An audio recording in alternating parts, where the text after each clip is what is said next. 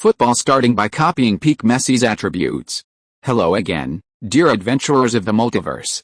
Thanks for joining us once more on this epic journey. Remember, this story is pure science fiction from our wild imagination. So don't go trying to summon dragons in your backyard. The rights of this amazing novel belong entirely to its original author.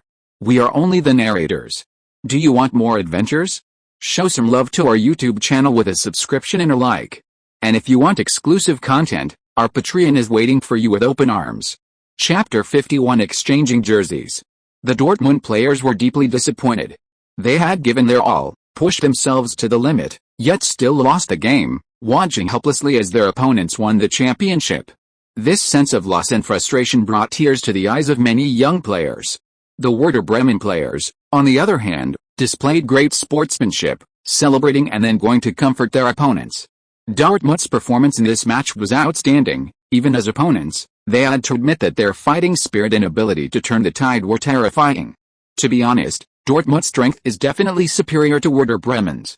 Their loss was partly due to not anticipating their opponent's surprise attack tactics, catching them off guard, and partly due to the team's unstable mentality. After conceding a goal in the first half, they struggled to regain their form, wasting a lot of time. Once they fully overcome these problems, they will likely be even stronger next season. Next time we meet them, we probably won't be able to win, Fritz said with some emotion, standing next to Lin Quan. Borussia Dortmund's squad is very young, and their players are still on the rise. As long as this team doesn't suffer a large-scale injury crisis, doesn't engage in a player surplus like Arsenal, selling their captain every year, their competitiveness in the Bundesliga will likely remain for a long time. Whether they can continue to upset Bayern Munich is uncertain, but other Bundesliga teams will definitely not have an advantage against them. I'm just afraid they'll hold a grudge and beat us to a pulp next time we meet. Hearing Lin Quan's words, Fritz couldn't help but chuckle, snatching the championship from their home turf. It's no wonder the opponents hold a grudge. At this moment, the players from Werder Bremen and Borussia Dortmund had already begun exchanging jerseys. Both sides acknowledged each other's strength in this match. Lin Quan, being young, thought no one would want to exchange jerseys with him. Unexpectedly, Reus and Guts came together and proactively sought to exchange jerseys with him. Guts suffered a sudden eye ailment before the match and sat on the bench for the entire game. His absence was one of the reasons for Dortmund's loss. Although he didn't play, Guts felt he was the midfield core of Dortmund, while Reus was just a newcomer. Therefore, Guts thought Lin Quan would most likely exchange jerseys with him, given his greater fame. However, to his surprise, Lin Quan chose Reus. Lin Quan admired Reus's character. In this era of commercialized football, players like him, who stick with one team, are extremely rare. Compared to Reus, who is loyal to one team, Lin Quan didn't like Guts as much. It's hard to say how much of Dortmund's Champions League loss in the 2012-2013 season was Guts's fault, but contacting and transferring to a final opponent before the tournament was definitely a significant blow to team morale. Even if Guts had contacted Bayern Munich and transferred after the Champions League loss, he wouldn't have received such criticism. The former seems more like a pre-final scheme by Bayern to undermine the opponent's morale by poaching their midfield core. The latter is at most Guts's opportunism, joining a stronger team when he couldn't beat them. In the world of football, it's not uncommon for players to join a team they can't beat. Arsenal alone has had 3 players do this: Henry, Van Persie, and Fabregas. Reus was somewhat surprised that Lin Quan would exchange jerseys with him, so after receiving the green number 10 jersey, he gave his opponent a hug. "You played really well today. Keep it up. I'll look forward to seeing you make a name for yourself in the Bundesliga." Lin Quan was also surprised, not expecting such praise and blessings from Reus. He replied, "Thank you, Marco. Next time we play in Werder Bremen, I'll treat you to dinner." Reus nodded, agreeing, "It's a deal, but I can't treat you to dinner today, sorry." Lin Quan smiled, understanding. Even if Reus offered him dinner out of politeness, he would refuse. If Dortmund fans saw this, Reus would be finished. It's a big no-no for casual acquaintances to be too forward. Lin Quan really wanted to advise Reus to rest more and reduce his injury risk. However, the two had only just met, and it would be very abrupt for him to say such things now. The other party certainly wouldn't listen. So, he could only wait until they got to know each other better before offering advice as a friend. Hopefully, until then, his time in Dortmund would be smoother, and he wouldn't suffer so many injuries again. Because they were afraid of angering the 80,000 home fans and causing an incident, Werder Bremen didn't linger at the Westfalen Stadion for long. After receiving the award, they quickly boarded a bus and left. The next day at noon, after a full night's rest, the entire Werder Bremen team, refreshed, took the ICE Intercity Express train back to Bremen. The distance from Dortmund to Bremen wasn't too far, and Germany's Intercity Express, high-speed rail, system is very developed, so the team arrived in just 1 hour. Upon returning to the club manager Olafs, carrying a briefcase, came to the group. "Welcome back our warriors." He happily gave each player, including the substitutes, a warm hug. Then, in front of the players, he opened the briefcase. "This is the €300,000 bonus from the Football Association and sponsors for winning the Telecom Cup." Seeing the briefcase full of cash, the players seemed to realize something, stopping what they were doing and staring intently at Olafs. Werder Bremen isn't a powerhouse, and the players' salaries aren't high. After losing veterans like Pizarro and Wiese, Werder Bremen's average annual salary this season has dropped to the lower end of the Bundesliga. The highest paid player is Captain Clemens Fritz, with an annual salary of only €2.2 million. Players like Füllkrug, who came from the youth team, earn even less, estimated at around €3,000 per week, with an annual salary not exceeding €200,000. Therefore, this €300,000 bonus is quite attractive to the players. The team will distribute the bonuses based on each player's contribution in the match. If you have no objections, you can line up here to sign and receive your bonuses. He then had the staff register the bonuses on the spot and distribute them directly. Although Werder Bremen was a bit poor, the club didn't intend to pocket this money. It wasn't much anyway, and besides, they hadn't even expected to win the championship. This money was an unexpected windfall. It was better to reward the players and motivate them to continue their efforts on the field and achieve good results in the new season. This approach naturally won unanimous praise from the players.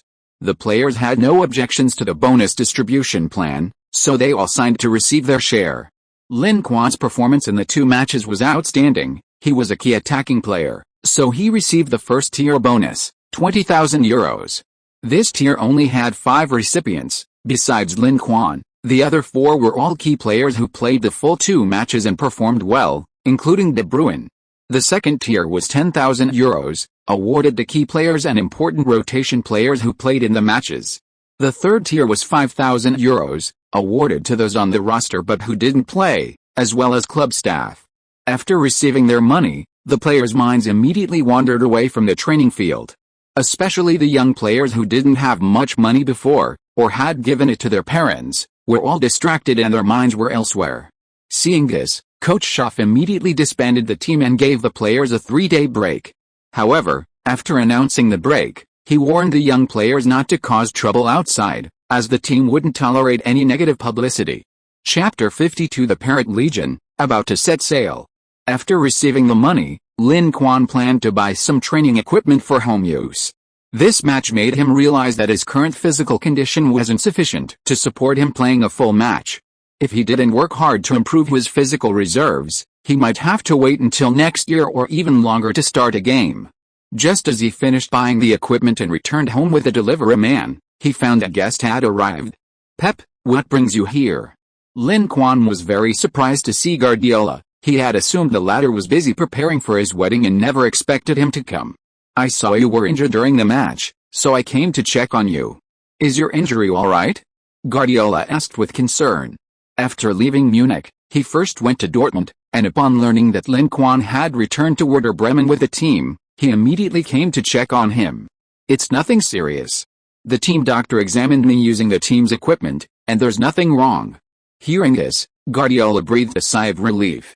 The answer he feared most was that Lin Quan was seriously injured, but seeing him lively and energetic, he knew the possibility was low. "That's good." At that moment, Guardiola noticed the training equipment the workers were carrying into the building. "Did you buy this yourself?" "Yes, I plan to train my stamina more and try to get a starting position as soon as possible. Starting might be a bit early for a player your age. It's better to start as a substitute, adapt to the pace of Bundesliga matches, and then try to get a starting position." Hearing that 16-year-old Lin Quan wanted to fight for a starting position, Guardiola was deeply moved. When he was 16, he was still struggling in the youth teams. He didn't represent the senior team at Camp Nou until he was 19, and he didn't truly establish himself in the first team until he was 21. Compared to him, Lin Quan had a much earlier start. However, after watching one of Lin Quan's matches live, Guardiola realized that the opponent's talent was much stronger than his own at his age. If he was just an ordinary star, then Lin Quan had the potential to become a superstar. Yes, that's what the coach said too. After disbanding the team, Coach Schaff had a special talk with Lin Quan. The conversation revolved around Lin Quan's tactical role in the new season. Schaff told him he would be the team's attacking core. However, his stamina wasn't enough to play a full match, so Coach Schaff hoped he would accept the tactical arrangement and come on as a substitute in the second half. A substitute as the team's attacking core? If others heard this, they would definitely think Schaff was lying to a child. But Lin Quan believed Schaff was telling the truth. He wasn't deceiving him. He accepted Coach Schaff's arrangement, but that didn't mean he was willing to accept a substitute position. Therefore, he had to train his stamina to meet the coaching staff's requirements as soon as possible and secure a starting position. Having this ambition is good, but be careful with the training volume. Don't injure yourself. At your age, the most important thing to avoid is injury. Guardiola knew Lin Quan's strong personality, so he didn't say much, only reminding him not to injure himself. Guardiola spent 2 days in Werder Bremen, during which he met with the club's coach, Schaff, and the two hit it off.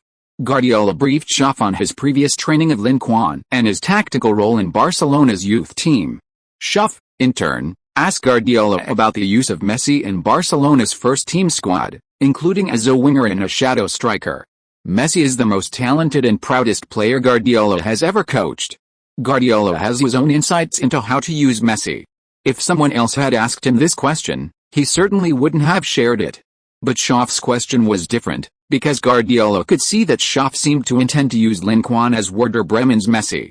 Upon closer inspection, the two players' playing styles are indeed very similar, even their dribbling techniques are almost identical. Perhaps the way Barcelona uses Messi will also work at Werder Bremen?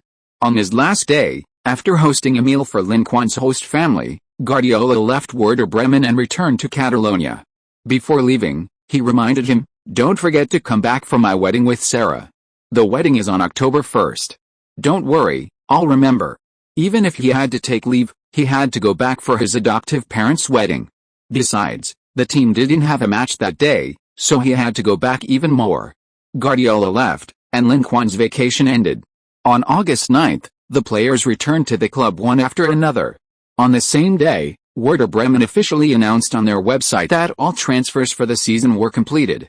All summer signings would be unveiled at the Weser Stadium before the team's friendly match against Premier League side Aston Villa on the 11th, and the team's new season jerseys would also be officially on sale. This summer, Werder Bremen brought in a total of 11 players, 3 on loan, 4 purchased, 2 free transfers, and 2 promoted from the club's youth academy. Although the number of players brought in was considerable, the transfer expenses were not high. 3 loan signings cost a total of €1.25 million, while the 4 purchased players cost €8.5 million, totaling €9.75 million, less than €10 million. This level of spending is definitely a model of thrift for a small to medium-sized team. On August 11th, Werder Bremen hosted Premier League side Aston Villa at home. During the pre-match player meet and greet, the 11 summer signings were introduced. The stadium was nearly full with 45,000 spectators. The large turnout was mainly due to the team's outstanding performance in the Telecom Cup, which showed signs of a team resurgence and rekindled their passion for football. The Telecom Cup victory was an unexpected surprise for Werder Bremen fans. They had initially thought they were just playing second fiddle, but the team unexpectedly won the championship. Although the title isn't as prestigious as the League or German Cup trophies, it's still a trophy, isn't it? And through these 2 matches, they got to know these new faces on the team. Players like Lukimja, Selassie, and Ilya have all earned the recognition of the team's fans. As for the 2 young talents, Lin Quan and De Bruyne, they are the team's 2 most surprising points this season. Lin Quan's powerful finishing ability in the attacking third and De Bruyne's talent in linking up the midfield and attack have won unanimous praise from the fans. Therefore, Everyone is starting to have high hopes for the team's performance this season. Because they got to know these newcomers in the team through these 2 matches. They received enthusiastic cheers from the fans when they appeared on the field. De Bruyne and Lin Quan received the loudest cheers. When Lin Quan wore the number 10 jersey, all 45,000 fans in the stadium stood up and chanted his name in unison. Some fans even wore the team's newly released season jerseys. And the jerseys these fans were wearing were Lin Quan's number 10 jersey. Despite not having played a single Bundesliga match, he has already become the team's most popular player among the fans. This scene was captured by a reporter from Bild and became a classic photo that many fans discussed later. The 2012-2013 season was about to begin for Werder Bremen. Chapter 53, the Bundesliga season begins, and another formidable opponent is encountered. August 24th, the new Bundesliga season officially kicked off. Whether intentionally or unintentionally, the opening match featured Borussia Dortmund and Werder Bremen, former opponents in the Telecom Cup final. This was the second time the 2 teams had met in 20 days, and even worse, it was Werder Bremen's second away game against Dortmund. Therefore, the team was quite speechless after the schedule was announced. The FAR really knows how to create hype. Seeing Dortmund's media using the slogan of revenge, their players also stated on social media that they would give 120% to Werder Bremen and win the match. This made Werder Bremen feel like they had been tricked. Facing a Dortmund team full of anger and having rested for 20 days, they really didn't have much confidence in winning. It's just a regular league match, don't overthink it, just play well, winning or losing isn't that important. Coach Schaff stepped in to relieve the pressure on his players. The league isn't a single elimination cup match. In a year-long season, while the outcome of a single game is important, it's not a matter of life or death. That's right, the coach is right. It's just a normal game. Don't put too much pressure on yourselves. Just play like you do in training. The team's veteran players stepped forward to comfort the younger players. With the coach and veterans' reassurance, the younger players' tension eased considerably. At 7:30 p.m., Werder Bremen's players stepped onto the Westfalenstadion pitch again after 20 days. Meanwhile, thousands of miles away in China, CCTV was broadcasting the match live. As one of the first 5 major European leagues to acquire broadcasting rights, CCTV primarily broadcast the Bundesliga before acquiring the rights to the Premier League and La Liga. At that time, many Chinese players were playing abroad, but as the Chinese national team declined, fewer and fewer players went overseas. Last year, when Xiao Jiayi announced his end to playing abroad and his return to China, Chinese players were nowhere to be seen on the German league pitches. However, against this backdrop, Lin Quan, a player of Chinese descent, emerged, giving the Bundesliga, which was experiencing a decline in domestic viewership, a much-needed boost and attracting a considerable number of viewers again. The opening match between Borussia Dortmund and Werder Bremen broke CCTV's record for the highest viewership of a Bundesliga opening match in the past 3 years. The commentators were Tao Wei and Duan Zhuan. Many viewers were looking forward to seeing Lin Quan's elegant dribbling and easy goals on the field. However, when the starting lineups for both teams were announced, they were stunned. What the hell is Werder Bremen doing? Lin Quan isn't even in the starting lineup? I even doubted my eyes. But Lin Quan is definitely not in the starting lineup. It's a conspiracy. It must be a conspiracy. It's discrimination and suppression against us Asians by Western whites. The posts on the forum were rapidly refreshing, with many expressing their incomprehension of the Werder Bremen coaching staff's arrangements. Not only were they confused, but Borussia Dortmund's head coach, Klopp, was also baffled. Has Schaff given up? Or is this old guy up to some kind of scheme again? Having been fooled once before, Klopp was much more cautious this time. Therefore, he instructed his team to stabilize the start and not rush into attacks, lest they be caught off guard like last time. Dortmund's players were also still wary of conceding 2 goals in the first 5 minutes of their previous match, so after kickoff, they intentionally controlled the pace of the game, not rushing into attacks. Has Dortmund changed their tactics today? They're playing very cautiously, which isn't like their usual style. CCTV commentators Tao Wei and Duan Zhuan were puzzled to see Dortmund players passing the ball around in their own half. The slow pace continued for 5 or 6 minutes until Dortmund realized their opponents weren't going to engage in an all-out attack, at which point they relaxed and launched a full-scale offensive. It proved that without Lin Quan, Werder Bremen's attacking threat dropped by almost a level. De Bruyne still performed well, delivering several dangerous passes in the attacking third. However, his teammates' abilities were limited, his pinpoint passes were either missed or wasted. In short, Werder Bremen struggled offensively, finding it difficult to break through. On the other hand, Dortmund didn't have this problem. Reus had perfectly integrated into the team, and his combination play with Lewandowski in the attacking third was becoming increasingly fluid. In the 11th minute, Reus broke through and passed the ball to Lewandowski, who then passed it back to him, completing a 2-on-2 in the Werder Bremen penalty area. When Reus received the pass from Lewandowski, he had already shaken off his defender and was one-on-one with the goalkeeper. Reus, of course, didn't waste this excellent opportunity, unleashing a powerful shot that found the top right corner of the goal. Werder Bremen's goalkeeper, Militz, jumped in time and got a fingertip to the ball, but couldn't save it. The score became 1-0, with Dortmund taking the lead in just the 11th minute. After scoring, Reus ran to the corner flag and kissed the team crest on his jersey. This gesture drew cheers and applause from the crowd, who gradually fell in love with a handsome newcomer and forgot about Shinji Kagawa, who had gone to England. Schaff was somewhat dissatisfied with the team conceding the goal, and he began to shout at his players, urging them to press harder and not play so timidly. After receiving instructions from their coach, Werder Bremen players increased the intensity of their physical play in the following minutes. This resulted in a surge of fouls from both sides. In the 21st minute, Gundogan, who had been fouled multiple times earlier in the match, finally snapped. While Werder Bremen defender Igniałowski had the ball, he retaliated with a sliding tackle, bringing Igniałowski to the ground. After being tackled, Igniałowski let out a blood-curdling scream, writhing on the ground clutching his leg. The commotion naturally alerted both teams. Werder Bremen players immediately rushed forward, surrounding Gundogan. Dortmund players also rushed to protect Gundogan, and it looked like a brawl was about to erupt. The referee arrived at the scene and showed Gundogan a yellow card, calming the situation. However, this did not seem to quell the anger of either side, and the subsequent play became increasingly violent. In the 28th minute, Werder Bremen's Junior Zovic tackled Reus and received a yellow card. 2 minutes later, Igniałowski also collided with Lewandowski outside the penalty area and received a yellow card as well. Then, Dortmund's Kell followed suit, showing his studs to Arnautovic during a tackle and receiving a straight yellow card.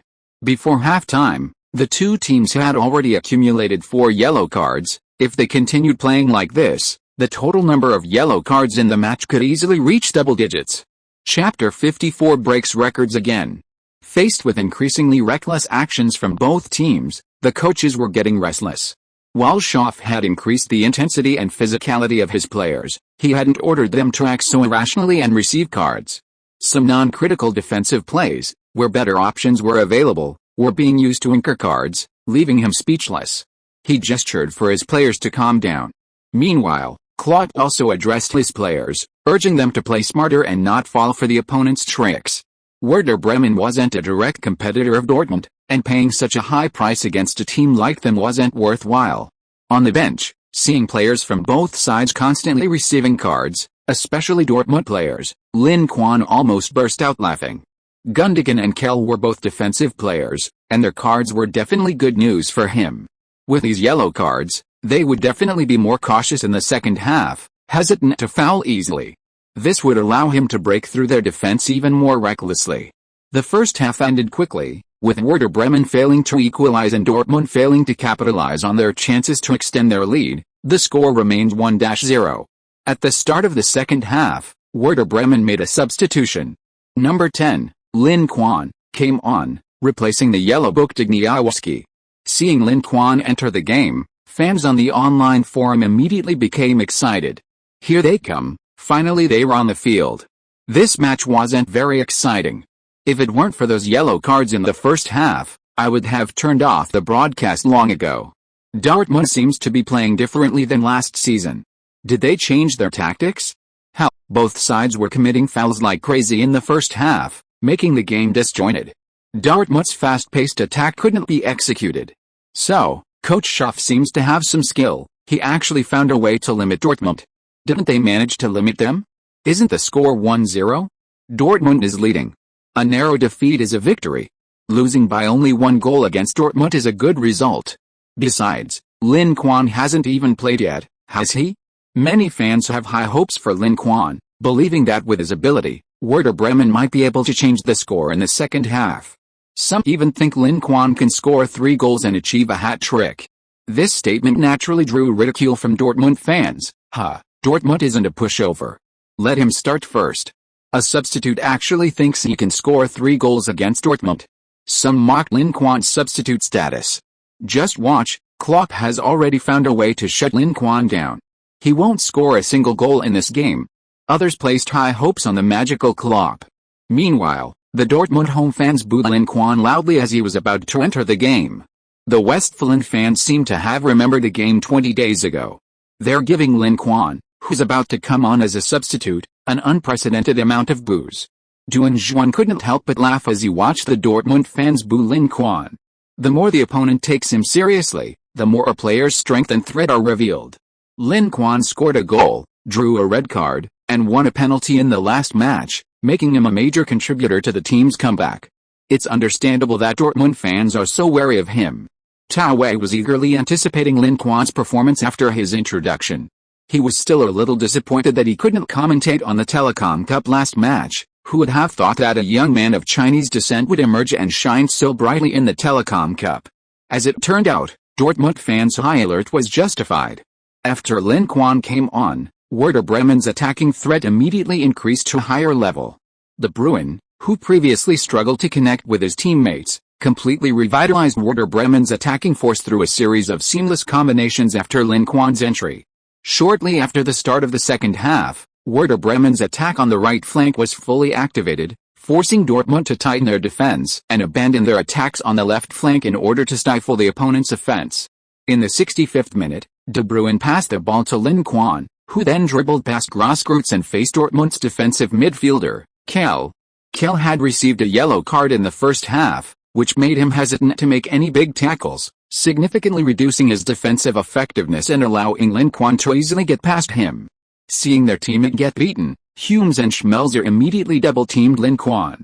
Both expected him to break forward, but Lin Quan instead passed the ball back to De Bruyne. De Bruyne then passed to Elia on the left wing, who dribbled down the flank and delivered a cross into the Dortmund penalty area. Arnautovic, under pressure from defenders, couldn't get to the ball first. However, a gap appeared at the far post, allowing the alert Lin Quan to dive and head the ball into the goal. The score became 1-1, with Werder Bremen equalizing just 20 minutes into the second half. Werder Bremen's attack was fluid and seamless, much to the excitement of Coach Schaff on the sidelines. This was the attacking combination he had always dreamed of.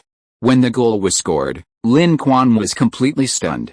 He had initially planned to chest a ball down before shooting, but seeing Schmelzer and Humes rushing towards him, he worried that controlling the ball would give them time to clear it. So, instinctively, he headed the ball, and unexpectedly, it went in. This was Lin Quan's first goal in the Bundesliga, and also his first headed goal in his professional career. Just a quick update. We've learned from the Bundesliga organizers that Lin Quan has already set 2 records in this match. He broke the previous record for the youngest player to appear in a Bundesliga match, held by Nuri Sahin at 16 years and 334 days, significantly increasing it to 16 years and 186 days. Furthermore, his goal also broke the Bundesliga record for the youngest goal scorer, previously held by Nuri Sahin. Sahin set that record in the 2005 season against Borussia Dortmund in the Nuremberg match, at 17 years and 82 days old. Now, Lin Quan has raised that record to 16 years and 186 days, a record that will likely remain unbroken for a long time to come. Duan Juan was also quite excited today. Witnessing the birth of 2 records was a rare occurrence, even for a veteran Bundesliga commentator like himself. Tao Wei, on the other hand, was deeply moved. A player like Lin Quan simply cannot be viewed through a normal lens. What normal player could break 5 records in a row? 3 records in the Telecom Cup, 2 in the Bundesliga. Breaking records seems as easy as eating and drinking for him. When Lin Quan scored and broke the record, a notification appeared on the Dortmund stadium's big screen. The Black and Yellows fans felt a mix of emotions upon seeing this record. From the perspective of ordinary fans, they should certainly applaud a player who could create 2 such records. But from the perspective of Dortmund fans, the thought of their team achieving the record against them filled them with disgust, like swallowing 1,000 flies. Given a choice, Who would want their team to become the backdrop for another team's record? Dortmund fans were conflicted. A silence fell over the stadium. No one booed Lin Quan. But at that moment, one of the Dortmund players applauded Lin Quan. Reus, returning to his own half, saw the notification on the big screen, paused for a moment, and then applauded Lin Quan. The other Dortmund players hesitated for a moment, then looked at their captain. Hummels glanced at Reus, then at Lin Quan. Although he had been sent off with a red card for a tackle on Lin Quan during the Telecom Cup, creating a slight grudge between them, at this moment, as a professional player, he didn't hold a grudge or become petty because of past unpleasant experiences. He led the applause for Lin Quan, and seeing their captain applaud, the other Dortmund players followed suit. A sparse round of applause also rang out from the stands. Lin Quan was a little surprised by the politeness. He felt awkward celebrating on the other side's home turf. So he gestured downwards, indicating no celebration, and then jogged over to Reus, giving him a warm hug. "Thank you, Marco. You're welcome. You won, but watch out, we won't let you score again." Reus hadn't forgotten that they were now opponents, and while offering his congratulations, he didn't forget to state his position. That depends on how well your defense performs. Lin Quan's record-breaking performance did indeed have a significant impact on Dortmund. After the game restarted, their defense against Lin Quan immediately intensified, with a player closely marking him. Gundogan, originally Dortmund's midfield linchpin, had his primary task in the second half being to mark Lin Quan. With such close marking, receiving the ball became difficult for Lin Quan. His teammates were also hesitant to pass the ball to him, causing Werder Bremen's attack to falter. On the other side, without Gundogan's orchestration, Dortmund's attack also became less fluid.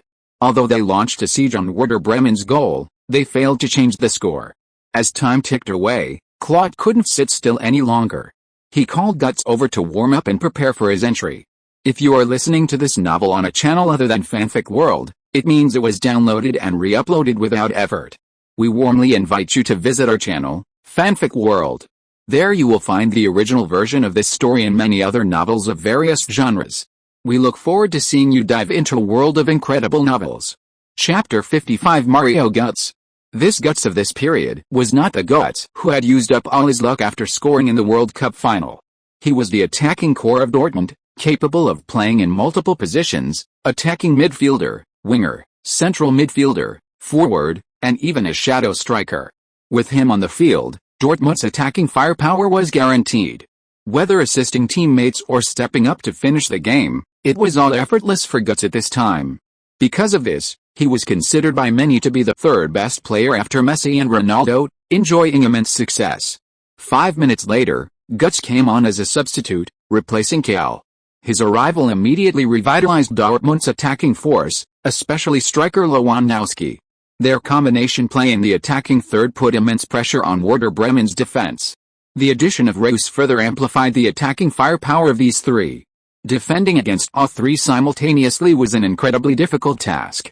In the 81st minute, Reus broke through and passed the ball to Guts, who received it on the left flank, evaded two defenders, and fired a low shot into the near corner with his right foot. The goal was incredibly sudden, especially considering he managed to create space and shoot despite facing two defenders. It completely surprised everyone.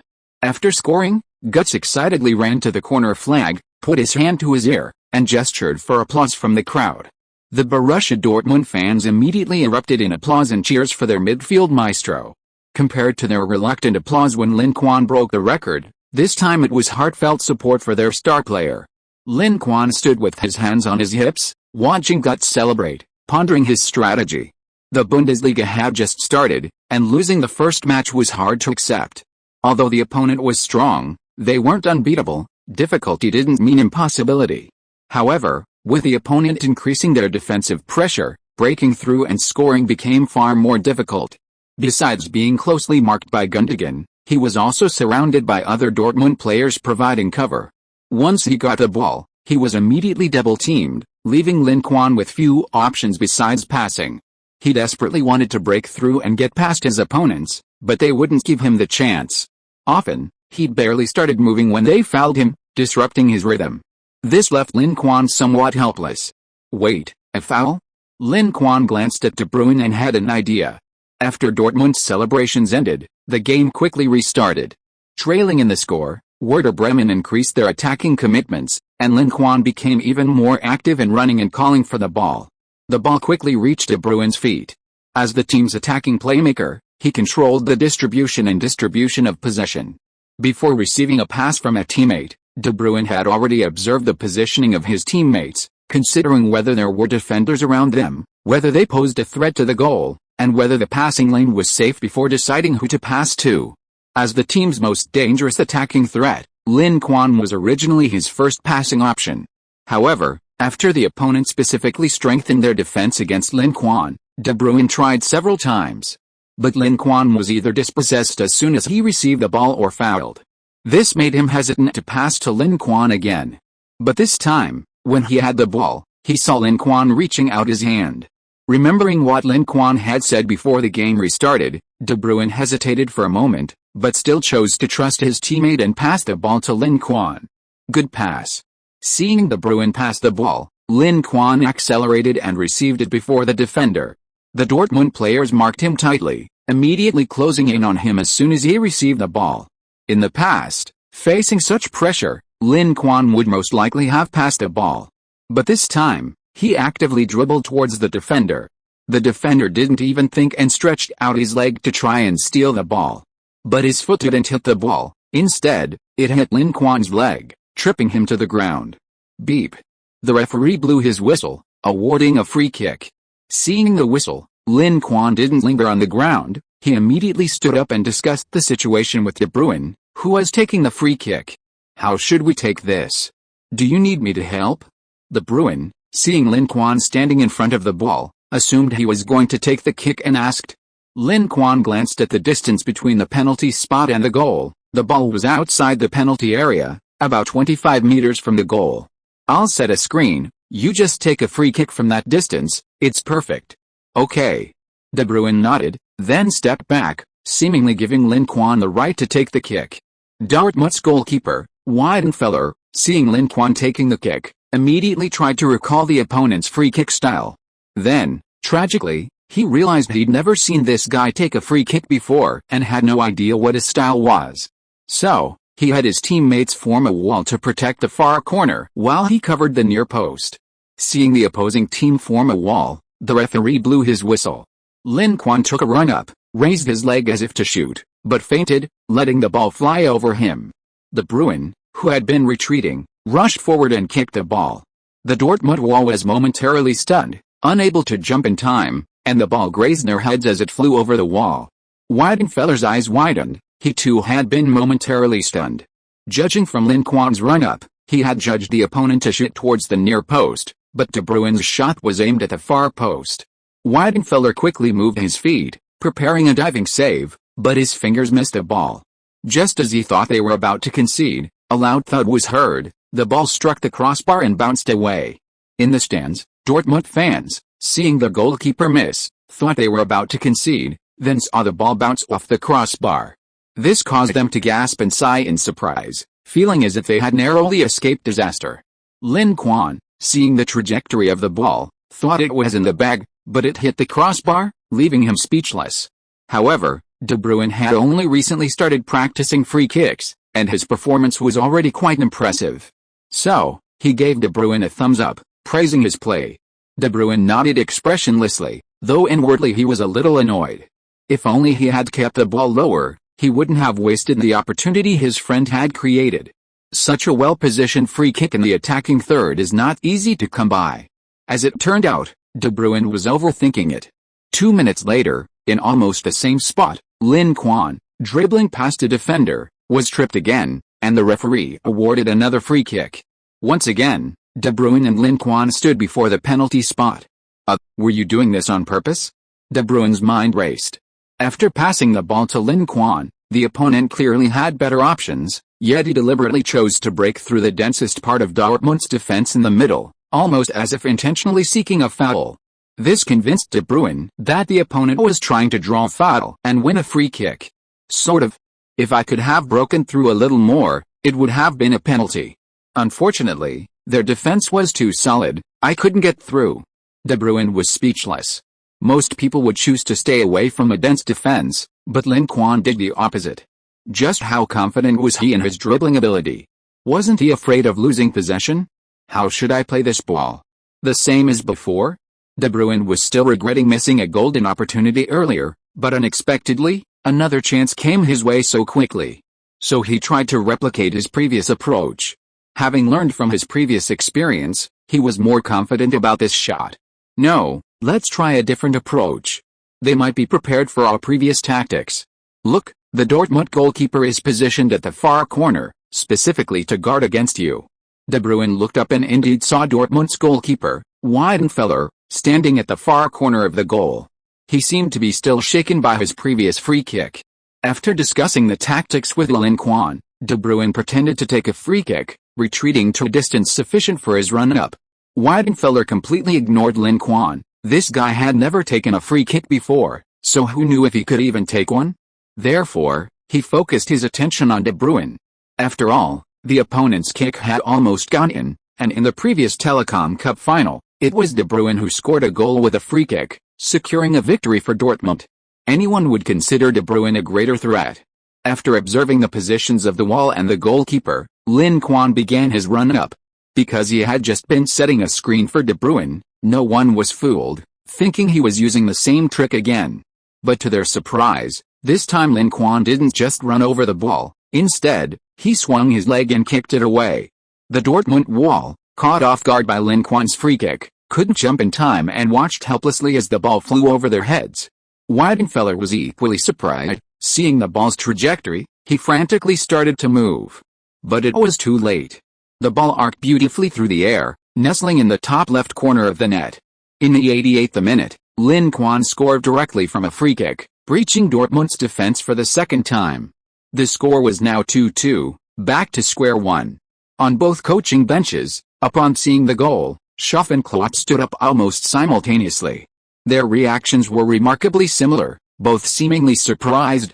The difference was that Schaff was delighted, while Klopp was shocked. I didn't expect Lin Quan to have this skill. It seems we have another option for free kicks, Schaff said cheerfully to the assistant coaches. He was increasingly curious, how many secrets did this kid still hold? And what surprises could he bring him next? On the other side, Klopp's face turned grim. He hadn't thought much of it when his players fouled Lin Quan outside the penalty area the first time. But when his players fouled Lin Quan a second time in almost the same spot, he realized something was wrong. 2 consecutive fouls on the same player in the same place. This didn't seem like a coincidence. However, before he could even warn his teammates, the opponent capitalized on this free kick opportunity to score directly.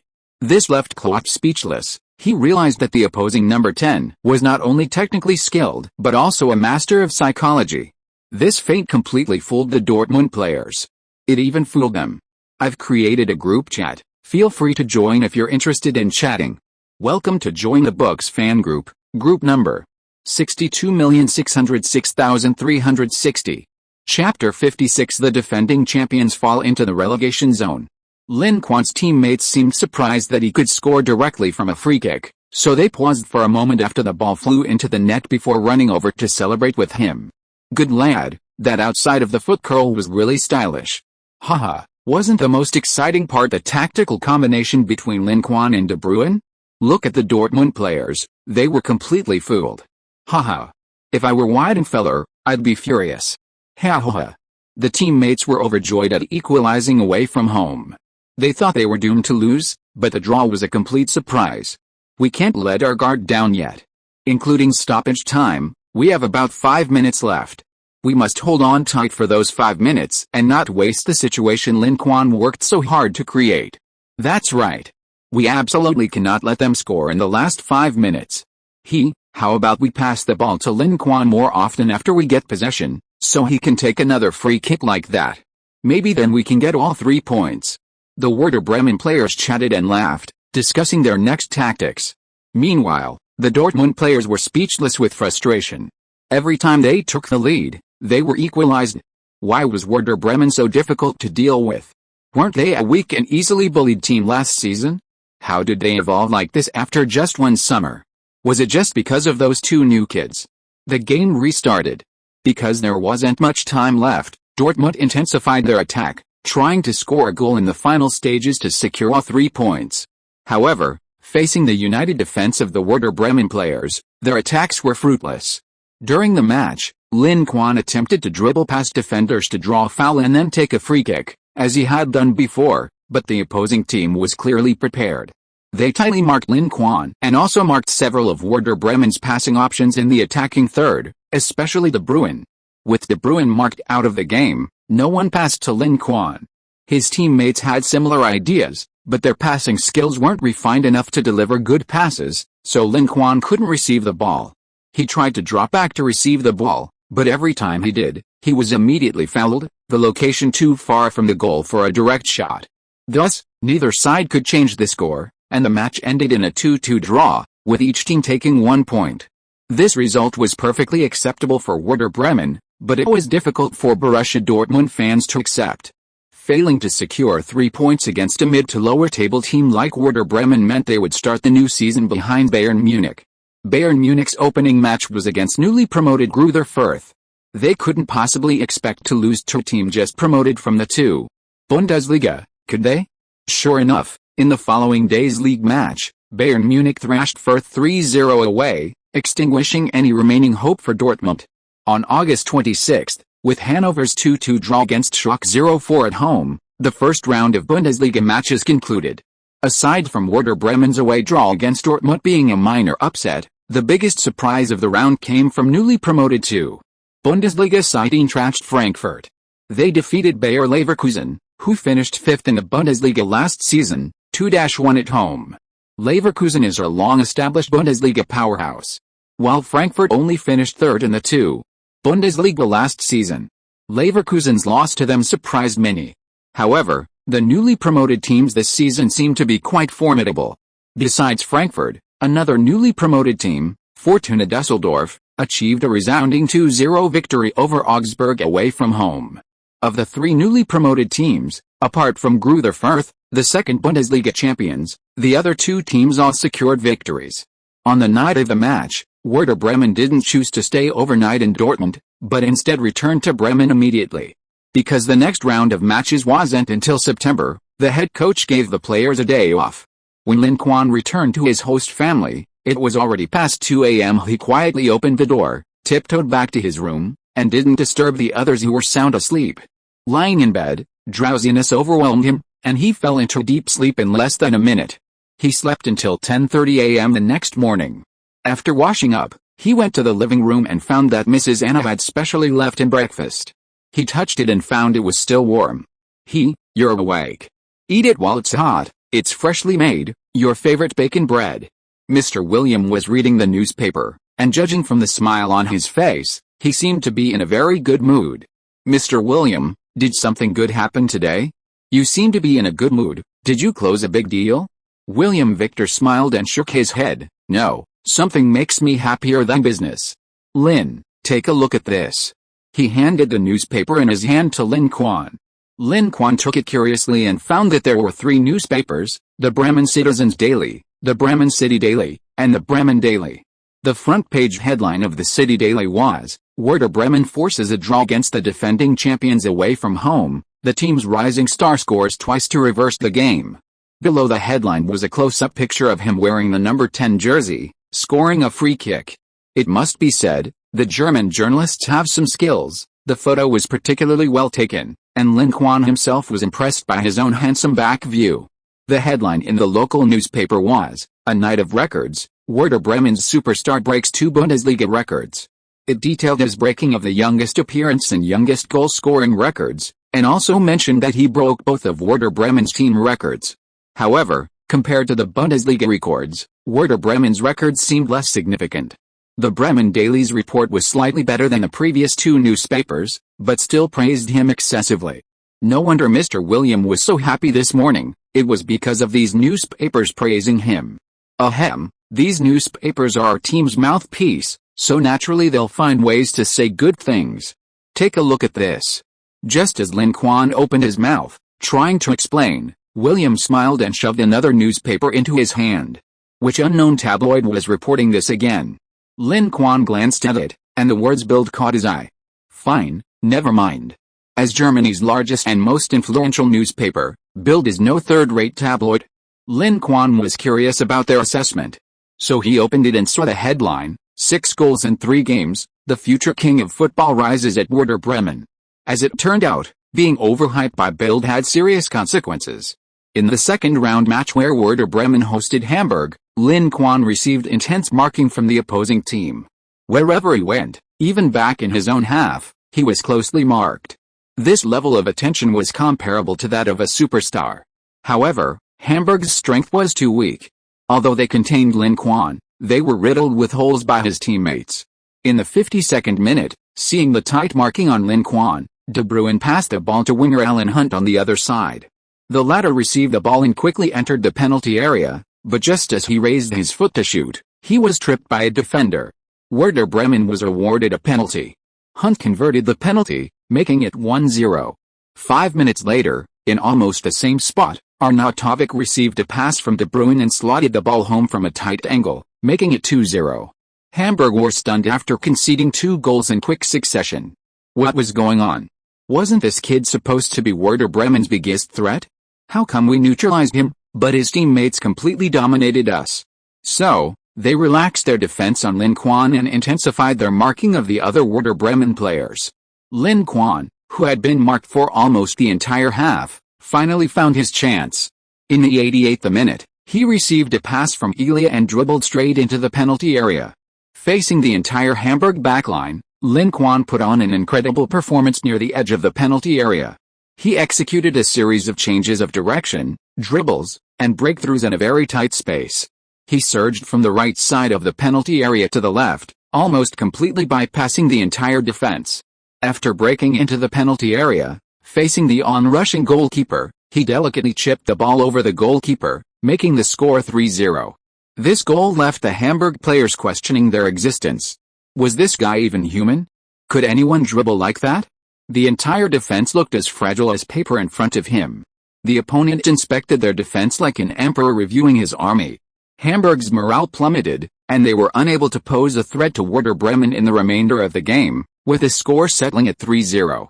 Lin Quan continued his excellent form of scoring in every game. Werder Bremen also secured their first victory of the season. The second round of the Bundesliga also saw some upsets. Defending champions Borussia Dortmund were held to draw by Nuremberg, managing only 2 points in 2 rounds and ranking 13th in the standings, almost falling into the relegation zone. Meanwhile, Bayern Munich thrashed Stuttgart 6-1 at home, taking 6 points in 2 rounds and firmly holding on to the top spot. It's worth mentioning that the 3 newly promoted teams continue their underdog run in this round of matches. Greuther Fürth narrowly defeated Mainz 1-0 away, Eintracht Frankfurt thrashed Hoffenheim 4-0 away, and Fortuna Düsseldorf held Borussia Mönchengladbach to a 0-0 draw.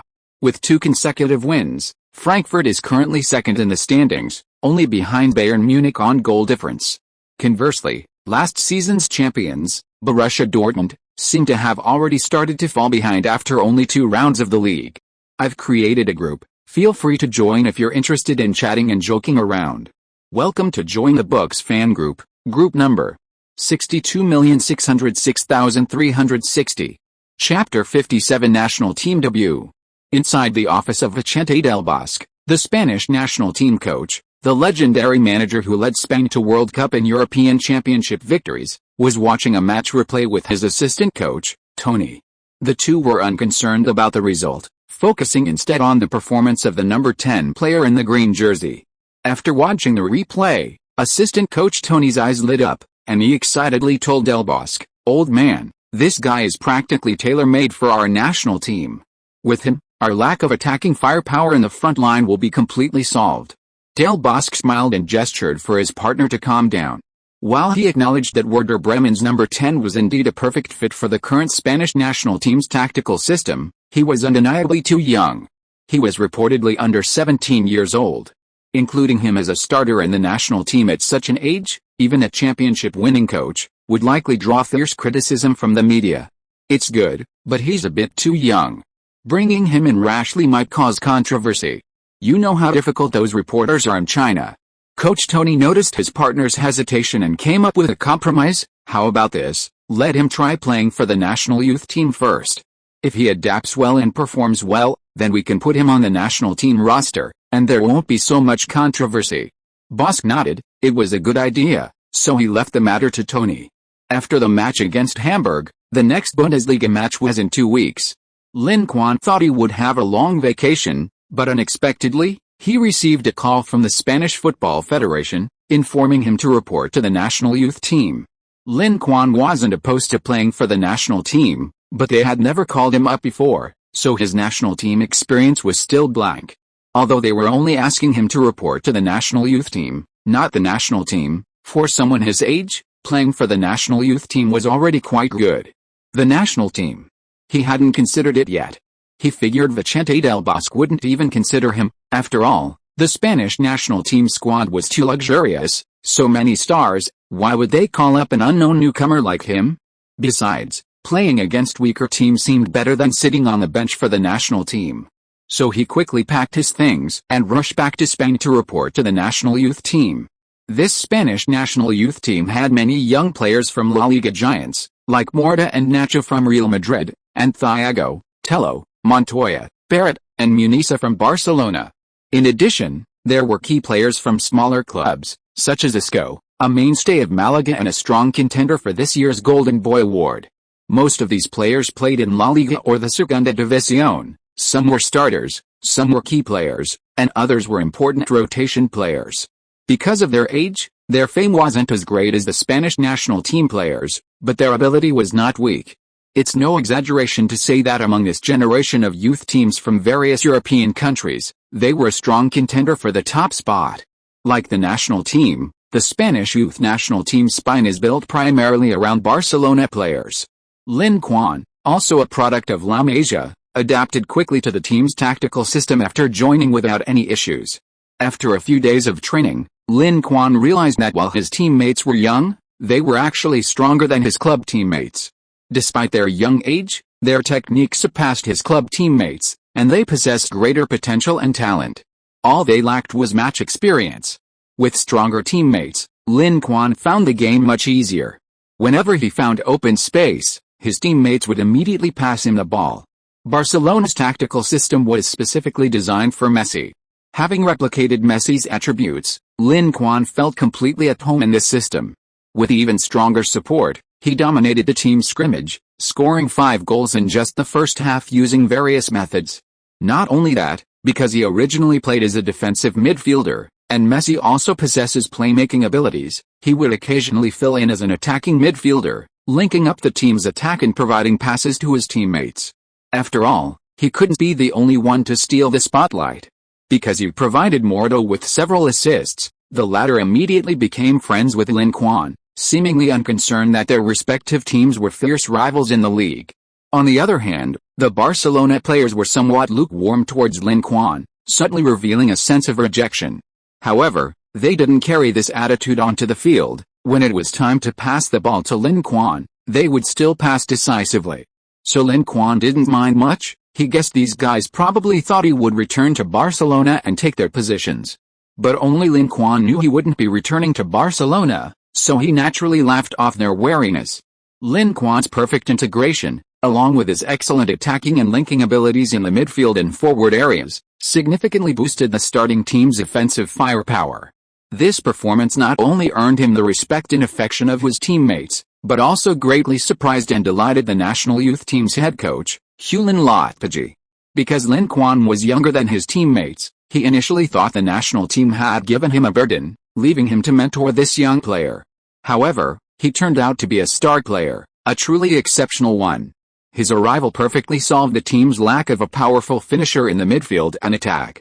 Despite his young age, his individual ability was incredibly strong, practically a replica of Messi. And everyone knew how much the Spanish national team desired Messi. Therefore, he didn't hesitate to include Lin Quan in the starting lineup, arranging for him to play in Spain's European U20 Championship qualifier against Switzerland. In this match, the upgraded Spanish attacking group displayed formidable firepower. The Swiss team, known for its defense, conceded 3 goals in just the first half. The Swiss players were stunned. That number 10 was simply insane, unstoppable one-on-one. The key is that he not only scores goals, but also passes and assists. If 2 players are assigned to double-team him, he immediately passes to exploit gaps in the Swiss defense. The other players on the Spanish youth team are also very strong, giving them openings allows them to score. Thus, the Swiss team found themselves in an awkward situation where they couldn't defend effectively, nor could they afford to ignore it. The Spanish youth team played extremely comfortably in this match. Even though they had only changed one striker, the feeling was completely different from before, like a rusty machine being lubricated and becoming smooth. Many players even felt as if they had a completely different team. Both their attack and defense felt much stronger. Their opponents, the Swiss youth team, however, felt terrible. They saw the shadow of Barcelona in this Spanish youth team. Their passing and possession system was almost identical to Barcelona's. Even their number 10 was almost exactly like Messi. Faced with the Spanish youth team's terrifying ball control, they couldn't even touch the ball and could only chase after it like headless flies. The Spanish youth team players easily manipulated their defenders through passing, creating numerous gaps in their defense and leading to a series of goals conceded. Before the first half even ended, the Spanish youth team had already scored 3 goals, boasting a terrifying 79% possession. Throughout the first half, the Swiss team barely touched the ball. The situation didn't improve in the second half. Although the Spanish youth team, showing deference to the home team, intentionally played more conservatively, scoring only 2 goals in the second half, Switzerland was still completely outmatched. Ultimately, the match ended with Lin Quan contributing 2 goals and 2 assists, helping his team to a resounding 5-0 victory. The poor Swiss team failed to score a single goal on their home turf and suffered a crushing defeat. However, they weren't the worst off. 4 days later, Spain hosted Croatia. In this match, Spain continued their formidable attacking prowess. Although the Croatian youth team was stronger than Switzerland, they still couldn't escape being thrashed by Spain. Lin Quan was in top form in this match, scoring an astonishing 4 goals and contributing 2 attacking opportunities. The match ended with Spain thrashing Croatia 7-0, securing their place in the European U20 Championship finals with 8 consecutive wins. Their terrifying attacking prowess has attracted attention throughout European football. Fans in many countries are lamenting that the Spanish national team has dominated the European Championship and the World Cup, and now their youth team is proving equally formidable. Is it possible that the Spanish national team will dominate European and even world football for the next decade or so? Perhaps there's no need to be so pessimistic. Meanwhile, in the World Cup qualifiers, facing a weaker Georgia, the Spanish national team dominated possession but failed to score. They bombarded the opponent's goal with dozens of shots throughout the match, finally securing a hard-fought victory in the 86th minute through Soldado. After this match, the Spanish media reacted with contrasting opinions. They lauded their youth team's dominant performance in the European U20 Championship, but were less satisfied with the senior team's performance in the World Cup qualifiers. Although they won the game, the team's lack of attacking firepower remained unchanged. In fact, with players like Xavi aging, the team's form began to decline, causing widespread concern throughout Spain and making everyone worried about the upcoming Confederations Cup. At this time, Lin Quan's outstanding performance in the youth team attracted media attention, leading to the suggestion, since the national team's strikers are underperforming, why not bring in this talented youth striker and give him a try? This suggestion sparked considerable controversy. Many supported it, while others opposed it, and the question of whether or not to recruit Lin Quan into the national team became a focal point of discussion throughout Spain. Chapter 58 makes its debut. Lin Quan, far away in Germany, was naturally unaware of the controversy in Spain. Because the weekend league match was an away game, he immediately flew back to Germany after finishing the national youth team's match. The 2 matches were very close together, only 3 days apart. For Lin Quan, who had just played the full 90 minutes in the national youth team's match and had just traveled a long distance, this was a considerable challenge. On September 15, Werder Bremen traveled to Hanover to challenge Hannover 96, who were ranked 3rd in the league. Because Ilya was injured in the midweek Dutch national team match, Schaff included Lin Quan in the starting lineup for the first time. This surprised Lin Quan, who had thought it would be a while before he started in the team, but it came much sooner than expected. Hanover's home ground is tough to play against, their fighting spirit is incredibly strong. This match will be a significant test for us. In his pre-match pep talk, Coach Schaff announced his tactics. Our strategy for this match is to utilize the first half, when we have plenty of energy, to score as many goals as possible and try to secure the victory. We mustn't let the suspense drag on into the second half. Hanover is very adept at turning the tide in the second half. We can't give them that opportunity, understand? Understood, coach, the players responded loudly. The team's consecutive victories and draws against strong opponents had made Werder Bremen's players slightly overconfident. They seemed to underestimate an opponent like Hanover 96. As it turned out, underestimating their opponent came at a price. Just 6 minutes into the game, Hanover's midfield maestro, Hussey, capitalized on a mistake in Werder Bremen's defense to score early.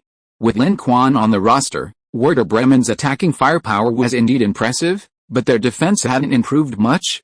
Last season, Werder Bremen had the fourth worst goals conceded in the entire Bundesliga, highlighting just how poor their defense was. This goal was particularly baffling. Selasi's indecisive pass from the back allowed Hanover to intercept and launch a counter-attack. The Werder Bremen goalkeeper didn't even have time to react before the ball flew into his own net. After conceding, Militz was furious, yelling at his defenders to stay focused. Fortunately, Hanover's defense was equally abysmal. In the 18th minute, Werder Bremen capitalized on a counter-attack, with De Bruyne scoring to quickly equalize. 8 minutes later, Werder Bremen struck again. Lin Quan was fouled in the penalty area, earning Werder Bremen a penalty. Lin Quan converted the penalty, making the score 2-1. In both attacks, Lin Quan performed exceptionally well in the attacking third, contributing a goal and an assist, orchestrating both of Werder Bremen's goals.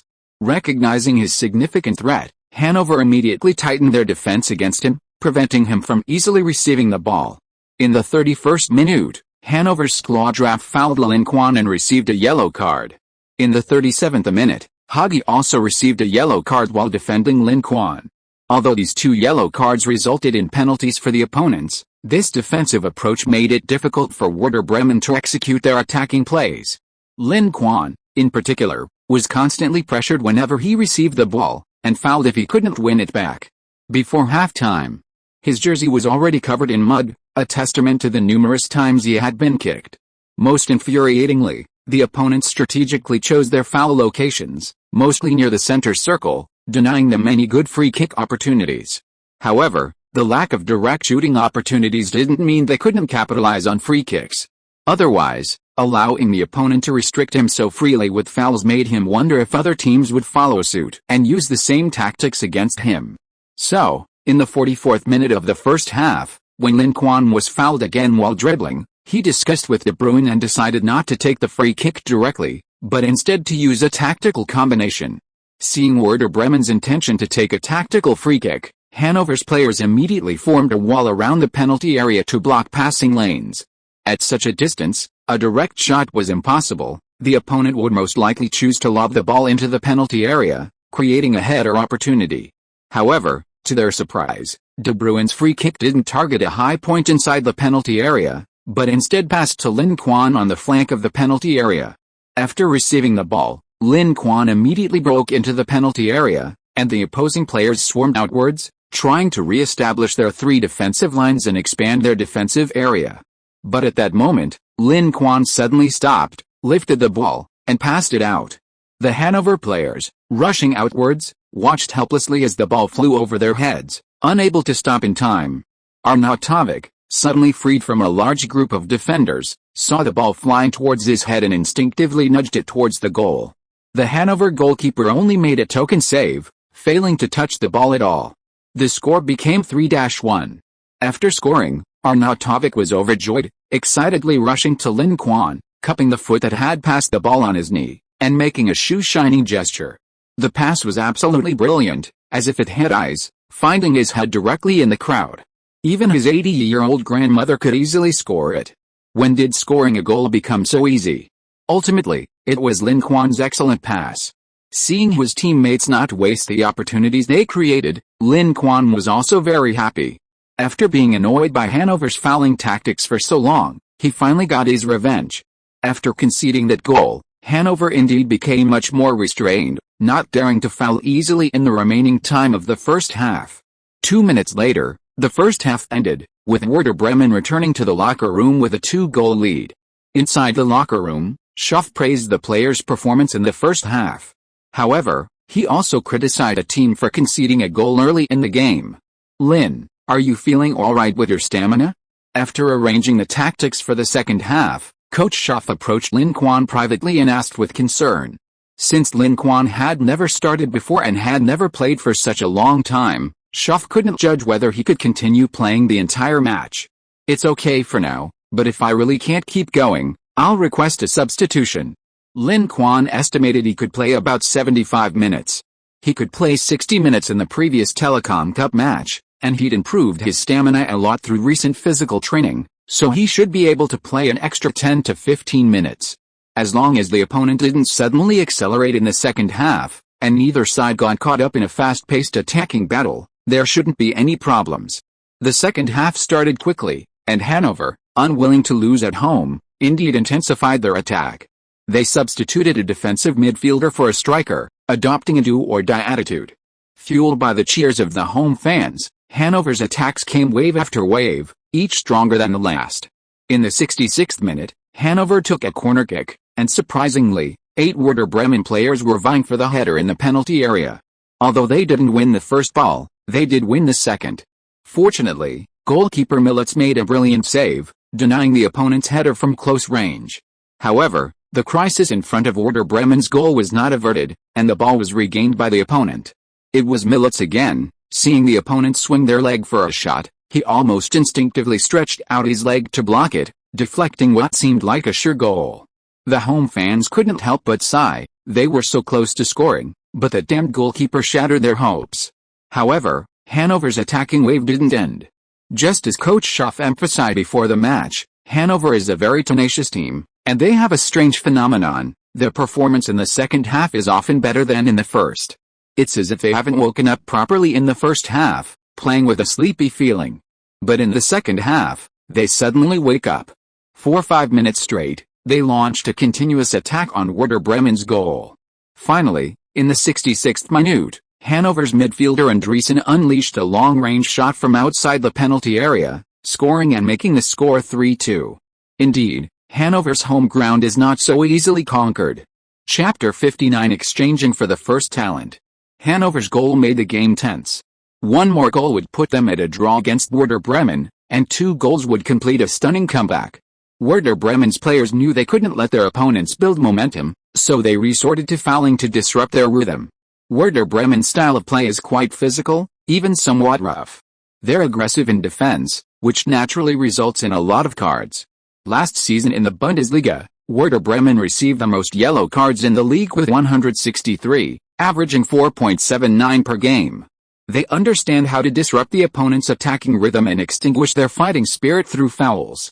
So they started using this tactic against Hanover, and Hanover's players quickly learned its power. Their attacking rhythm became fragmented. Any slight offensive move was immediately interrupted by fouls. This made the players a little impatient, almost leading to conflict with the Werder Bremen players. The referee had heard about Werder Bremen's bad reputation, so he was decisive in his calls. Within 10 minutes, he gave Werder Bremen 3 yellow cards. But after paying the price of these 3 yellow cards, they successfully thwarted Hanover's attack for a period of time. In the 76th minute, Werder Bremen had an excellent counter-attack opportunity. Taking advantage of the opponent's siege, they won the ball back in their own half and launched a long pass to their striker. Arnautovic headed the ball to Lin Quan. But to the surprise of the Werder Bremen players, Lin Quan, after receiving the pass from his teammate, had only run a few steps before being caught up by a defender from behind. Fortunately, he desperately protected the ball, did not lose possession, and instead drew a foul from the opponent, regaining possession. Seeing Lin Quan fall on the grass, Coach Schaff jumped to his feet. "He's out of stamina," the strength and conditioning coach said worriedly. "Okay, let Peterson warm up, and substitute Lin." But at that moment, Lin Quan got up and gestured to the coaching bench, indicating that he didn't want to be substituted yet. He knew his stamina wouldn't last the entire second half, so he had planned to request a substitution around the 75th minute to rest. However, the team was only leading by 1 goal, and he was worried that if he went off, the score would be tied. So, Lin Quan gritted his teeth, opened the system shop, and prepared to buy a stamina potion. However, when he opened the system shop and saw his current points, he changed his mind. Instead of wasting points on a one-time consumable, why not just buy a permanent talent? Before playing Hannover 96, Lin Quan had already earned 14 points, including 5 points from winning 5 warm-up matches in July and August, 4 points from defeating Bayern and Dortmund in the Telekom Cup, and 2 points from the second-round Bundesliga opponent Hamburg. Besides the league, his 2 matches representing the Spanish U20 national team also earned him 2 points. The system judges the European U20 Championship to be a lower-level league than the top 5 European leagues.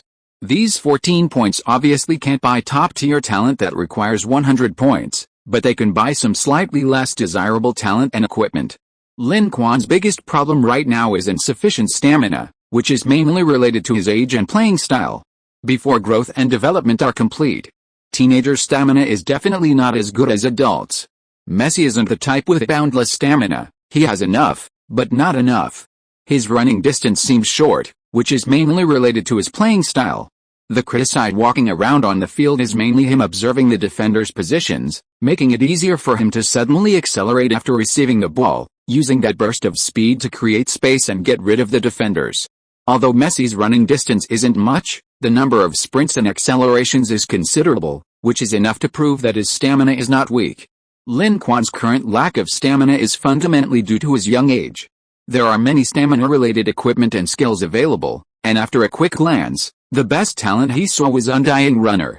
This talent is worth 100 points. Activating it increases a player's stamina recovery speed by 200% and their stamina cap by 80%. If he activated this talent, he would essentially have no worries about stamina.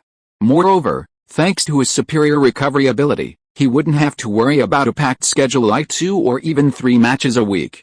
The next best talent is Tireless, which increases a player's stamina recovery speed by 100% and their stamina cap by 50%. With this talent, any professional player with adequate stamina could run non-stop without any stamina issues.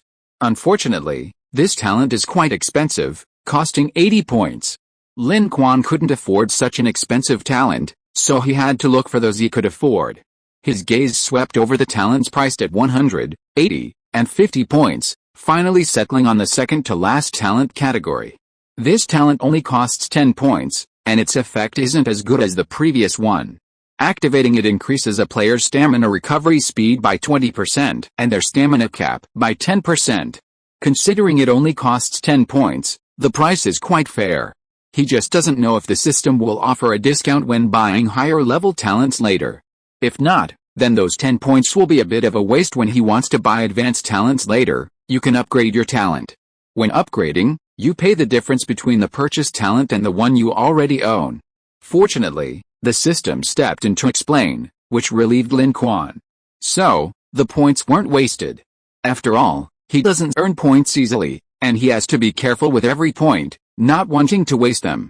After spending 10 points to buy this talent, Lin Quan immediately felt a warm current flowing through his body. As the warm current passed through his muscles, it carried away the lactic acid produced in the muscles and relieved his fatigue. This made him feel incredibly relaxed, and his legs seemed much lighter and less heavy than before. The feeling of almost collapsing from running was completely gone. This surprised Lin Quan greatly. He hadn't expected the talent to be so effective. It seemed the 10 points were well spent. If a talent bought for 10 points had such an effect, what about those more expensive talents? Lin Quan seems to have no stamina left. I wonder why Werder Bremen's coaching staff didn't substitute him? In the commentary booth, Wei couldn't help but comment. Perhaps Coach Schaff is worried that substituting the team's attacking core will reduce Werder Bremen's attacking firepower? Su Yang could only try to come up with some plausible explanations to cover it up. After all, he wasn't Werder Bremen's head coach and naturally couldn't know what the other side was thinking. Online, seeing Lin Quan miss this counter-attack opportunity, some long-time Werder Bremen fans who had only started watching the games this season sighed with regret. Lin Quan's stamina is still a bit lacking. Indeed, but we can't blame him. After all, Lin Quan is only 17 years old and hasn't fully developed yet. Both are young players, but when LeBron James first entered the NBA, why didn't we hear about any stamina issues? Don't be ridiculous. LeBron James was almost 19 when he entered the NBA, and Lin Quan is only 16, almost 3 years younger. Your Lin Quan needs more stamina. After Lin Quan was tripped, the referee awarded a free kick. De Bruyne stood at the free kick spot, looking at Lin Quan with some concern, and asked, "Is your stamina okay?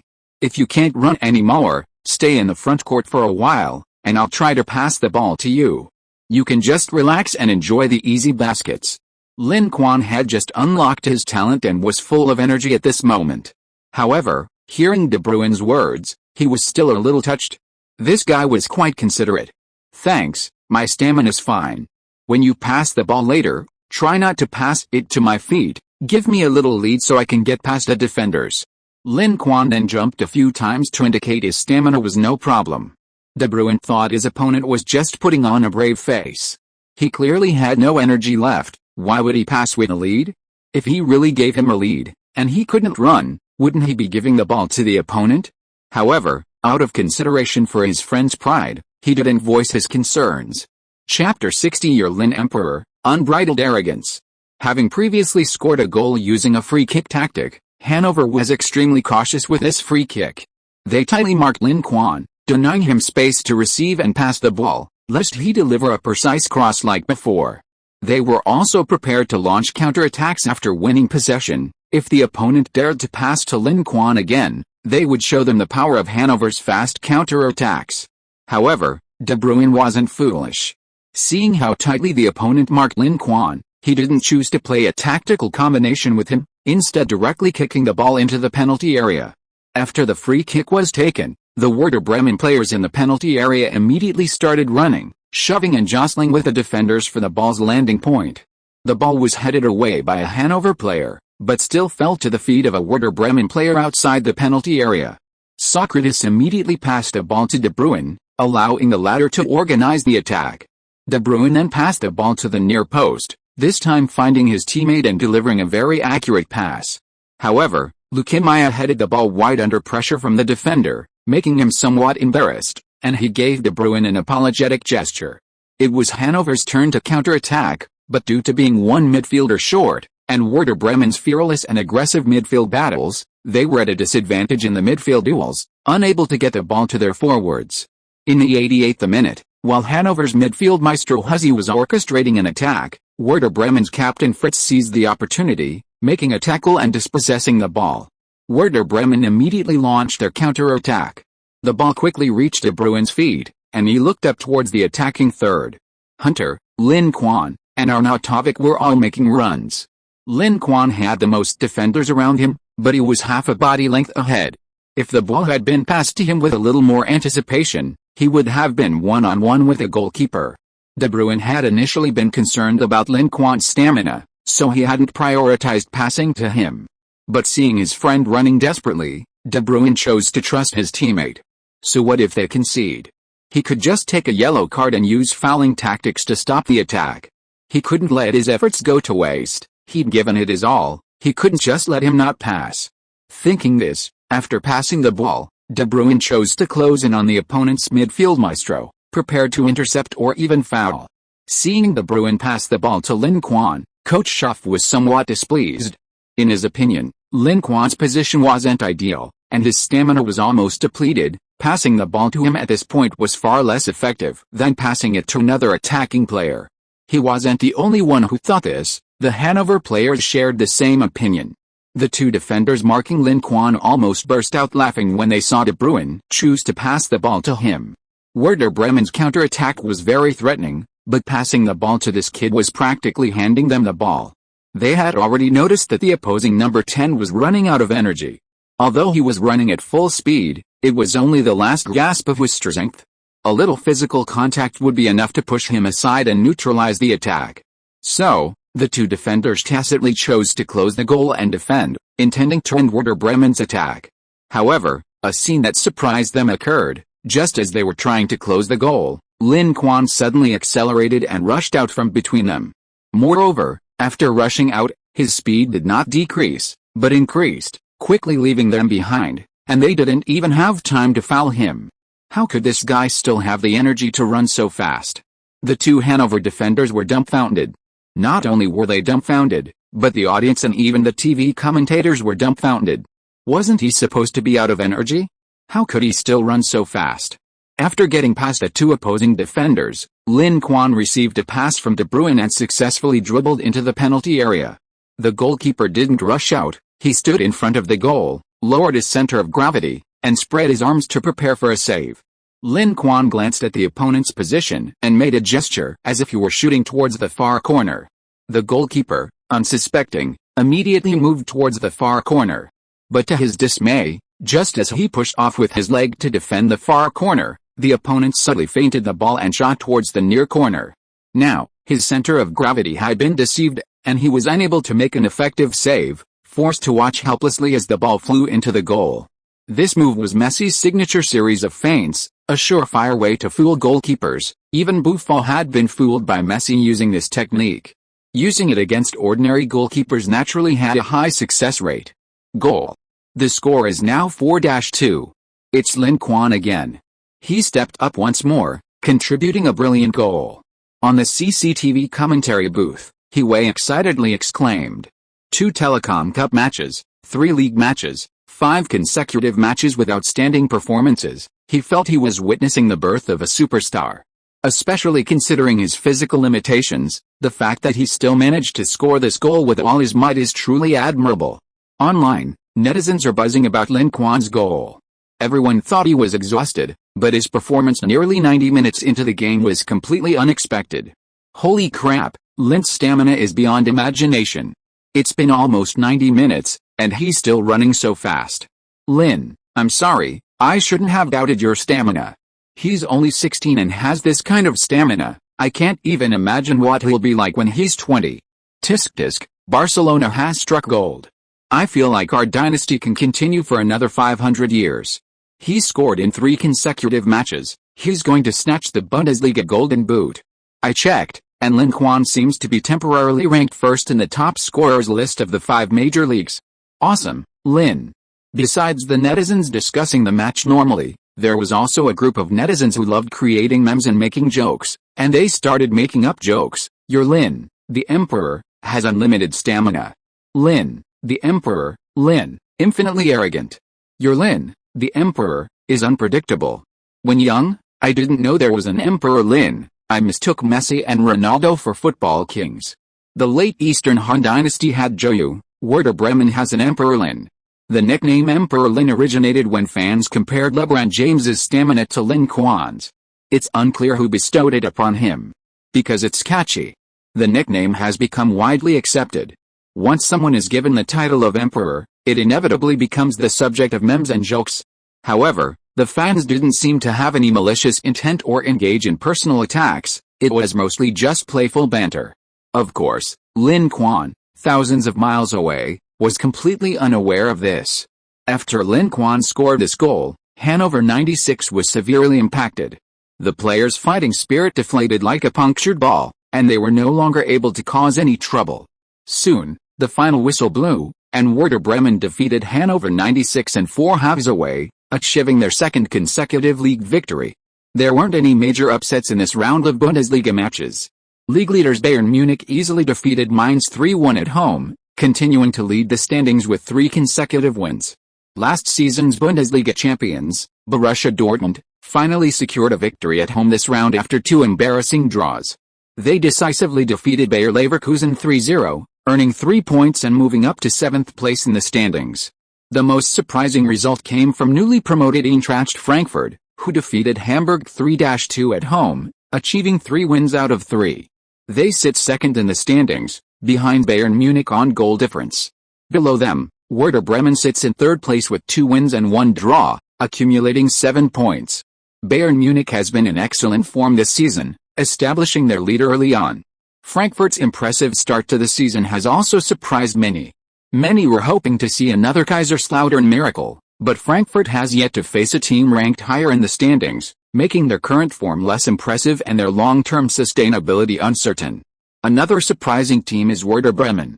As a relegation-threatened team last season, Werder Bremen started this season unbeaten in their first 3 matches, and even secured 2 consecutive victories in the last 2 rounds. Besides their record, Werder Bremen's attacking firepower is also terrifying. They have scored a total of 9 goals in these 3 matches, averaging 3 goals per game.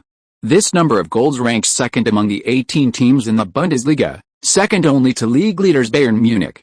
The team's excellent attacking firepower is mainly attributed to their tactical approach and the outstanding performances of two young players on loan from Chelsea and Barcelona. In the post-match ratings by German media, Lin Quan received the highest score and was named MVP of the match, while De Bruyne received the second highest score within the team and was also highly praised. Chapter 61 Sowing Discord. After the match, Lin Quan and De Bruyne, who had performed exceptionally well, were both pursued by reporters. They were surrounded by layers of reporters outside the players' tunnel, making it almost impossible for them to move. In good spirits after the victory, Lin Quan greeted the club's press officer and gave interviews to several media outlets. "Lin, you scored 2 goals and provided 1 assist in today's match, helping the team to victory. How would you rate your performance in this game?" The first question came from a Werder Bremen supporter, a reporter from the Bremen Daily. Although Lin Quan hadn't been interviewed by this reporter before, he had seen him interview Captain Fritz and others quite often, so he was familiar with him. "I'm very happy that the team won the game. As for my own performance, I'd give it a 3 out of 10. There were some things I didn't handle well enough, and there's room for improvement." The reporter was a little surprised to hear his rating. "Wow, I didn't expect you to be so demanding of yourself. But the media gave you a high score of 1 after the game." Bundesliga post-match ratings are a little different from other leagues. The range is 1 and 6, with higher scores indicating worse performance. "Congratulations on winning the MVP award." The reporter then led the applause, and several other reporters from Werder Bremen joined in. Other players, after a good game, would be strutting around like peas in the sand, but this young player was so humble and modest. This quality won him the reporter's favor. Werder Bremen is a small club, and they haven't had such a phenomenal player for many years. Lin Quan's emergence has not only improved Werder Bremen's league performance. This further fueled the fans' enthusiasm for watching the game, and consequently, the sales of newspapers covering Werder Bremen also increased. Therefore, they especially cherished players like Lin Quan and De Bruyne. De Bruyne wasn't so lucky. His interview was with a reporter supporting Hanover. With all the Bremen reporters interviewing Lin Quan, the other reporter had an opportunity. "Mr. De Bruyne, the media's post-match ratings gave the highest score to your teammate Lin Quan. Does this mean your teammate is stronger than you?" This question was clearly meant to stir up trouble. The reporter was obviously up to no good. He wanted to sow discord between the two, but he didn't expect De Bruyne to be so straightforward and oblivious to the reporter's ulterior motives. Upon hearing the question, he replied earnestly, "That's right, that's what I think. He's definitely stronger than me, at least I can't dribble and score goals like him." The reporter, surprised by De Bruyne's answer, paused for a moment before quickly pressing, "But your passing and free kicks are better than his, aren't they?" De Bruyne thought for a moment, then firmly shook his head. "No, that's not it. You haven't seen him play. His passing is excellent, that assist to Arnautovic is a prime example. As for free kicks, Lin Quan knows many different styles, his free kicks are no worse than mine, and he even taught me how to use the knuckleball. So, strictly speaking, I should call him my teacher." The Hanover reporter was dumbfounded. What kind of person was this? Did he have no competitive spirit at all? He had intended to sow discord, but De Bruyne's answers completely foiled his scheme. Undeterred, the reporter posed almost the same question to Werder Bremen's coach Schaff. At the post-match press conference, Coach Schaff, in Werder Bremen's tactical system, who is more important, Lin Quan or De Bruyne? Schaff, a seasoned veteran, glanced at the reporter and, recognizing him as someone from Hanover, immediately knew the reporter was up to something. "In my team, everyone is important." Unsatisfied with this answer, the reporter pressed further, "Every team has its own tactical core. So, between De Bruyne and Lin Quan, who is Werder Bremen's tactical core?" Schaff frowned slightly at the reporter's persistent question. Instead of directly answering, he countered with a question, "So, in your opinion, in the Barcelona team, is Messi more important, or Xavi and Iniesta?" This was a difficult question to answer. All three had enormous fan bases, and choosing either would offend the other two and their fans. Moreover, Barcelona's strength wasn't due to any one individual, but rather the strength of the entire team. Messi is undoubtedly very strong, but without Xavi and Iniesta, he wouldn't be as effective in the attacking third. Xavi and Iniesta are indeed midfield maestros, but without Messi up front, no matter how well they perform, if the team can't score, they're helpless. However, journalists are always willing to stir things up. Hanover's newspapers subtly mocked Werder Bremen for overestimating themselves, comparing Lin Quan to Messi and De Bruyne to Xavi and Iniesta. Who are these three? They are the three most sought-after players in football today, while Werder Bremen's two are just unknown young players. However, unlike the Hanover media's denigration of Lin Quan and De Bruyne, other major German media outlets were very optimistic about Werder Bremen's twin stars. Chelsea's new signing proves himself in the Bundesliga, was Bild's assessment of De Bruyne in their Sunday report. Their report read, Kevin De Bruyne holds an irreplaceable position within Werder Bremen. His attacking partnership with newcomer Lin Quan is the most powerful and surprising duo in the Bundesliga this season. The Belgian has not only proven his ability but also Chelsea's foresight. It now seems that Chelsea's initial £8 million transfer was a very worthwhile investment. Even if the Belgian doesn't get playing time at Stamford Bridge, he won't have trouble finding a club. At least for Werder Bremen, they would be very willing to spend £8 million or even more to acquire this promising young midfielder. Seemingly to corroborate Bild's report, in their latest assessment, Transfermarkt increased De Bruyne's value by €5 million, bringing his current market value to €18 million. This valuation means that any other club wanting to buy De Bruyne will have to pay at least €20 million, more than double Bild's estimate.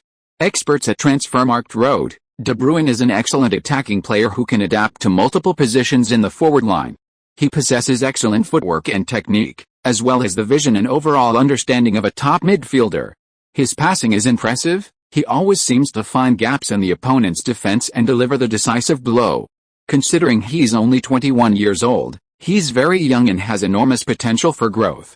If he continues to develop based on his current performance, he may one day become one of the world's top midfielders. Meanwhile, Lin Quan finally made his mark on the Transfermarkt market. He debuted on Transfermarkt's list of players under 21. However, his market value is not high, only €8 million, ranking 22nd. Transfermarkt seems to think he's too young and is hesitant to give him a high valuation, as young players are prone to injury, and a major injury can obliterate them. German football commentators have expressed their dissatisfaction with Lin Quan's valuation, believing Transfermarkt undervalued him. Given Lin Quan's performance in the Bundesliga, is he really only worth €8 million? If he were really that cheap, all the top clubs would probably rush to Barcelona with their checks to snatch him up. However, Barcelona, unless they're foolish, definitely won't let him go. So, take this price tag with a grain of salt. Just like Messi, he certainly has the value, but he's unattainable. Being worth €8 million at not even 17 years old has made many people curious. Will his value reach Messi's current level after he comes of age? In the latest Transfermarkt player value rankings, Messi ranks first with a value of €120 million. If you are listening to this novel on a channel other than Fanfic World, it means it was downloaded and re-uploaded without effort. We warmly invite you to visit our channel, Fanfic World.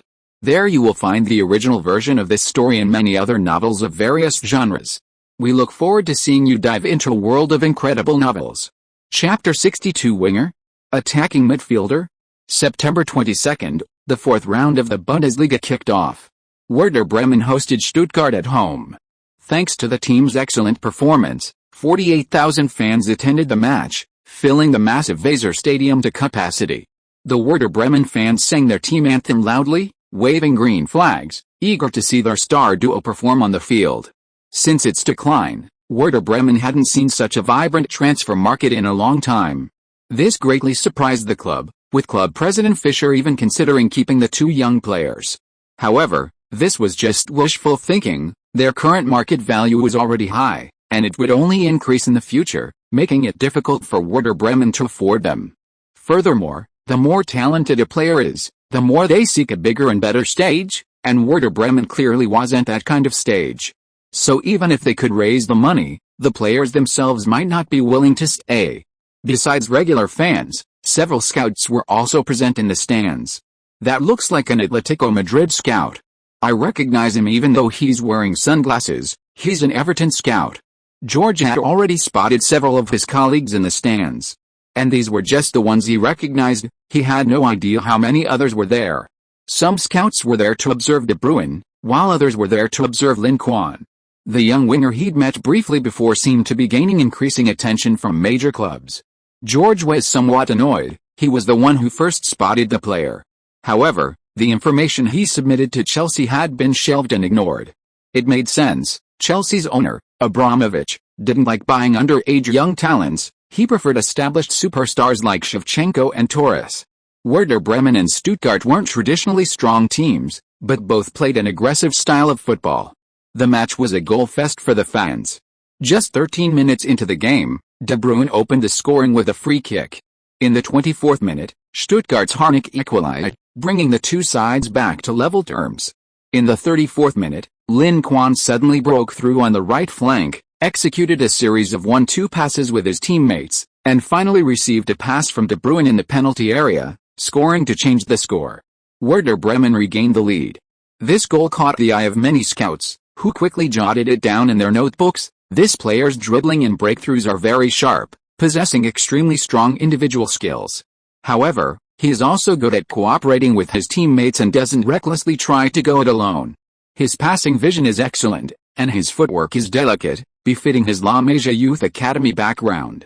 Despite having watched several of Lin Quan's matches live, George Evans couldn't help but marvel at Lin Quan's goal. This guy plays incredibly intelligently. His mind seems even sharper than those veteran players who have been playing for over a decade. He clearly remembered that from the first round against Dortmund, Bundesliga teams like to use close marking and even fouling tactics to limit Lin Quan. This posed a significant challenge for Lin Quan on the field, and it was thought that the kid would run into trouble and his performance would decline. But unexpectedly, he found a solution so quickly. If the opponent tightened their defense against him, then create opportunities for his teammates and seek cooperation. With the same number of players on both sides, if you send two people to double-team one opponent, then someone on the opposing team will definitely be open. Just pass the ball to a teammate in that open position, and the problem is solved. Being able to think of this shows his quick thinking, and being able to actually do it on the field proves that he is not only quick-witted but also has excellent footwork. This guy, those few passes just now were quite impressive, making him seem more like a midfielder than a striker. It wasn't just George who felt this way. The Stuttgart coach also widened his eyes after seeing this play. This guy, isn't he a winger?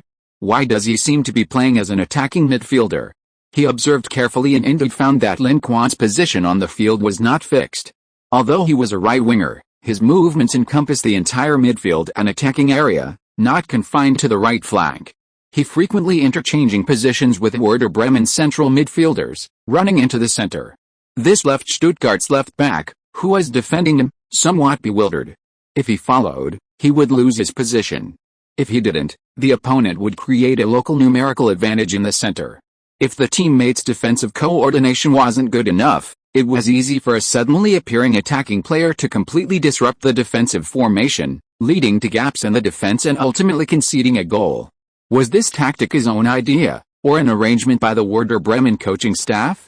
Stuttgart's coach, Keller, looked at the Werder Bremen coaching bench with suspicion, but Coach Schaff remained calm, revealing nothing from his face. What a cunning old fox. Keller cursed inwardly, intending to make some adjustments to the team's defensive tactics. The second half began, and after adjustments during halftime, Stuttgart's defense improved, strengthening their defense on the sides and flanks. However, Lin Quan changed his tactics, attempting to cross from the byline.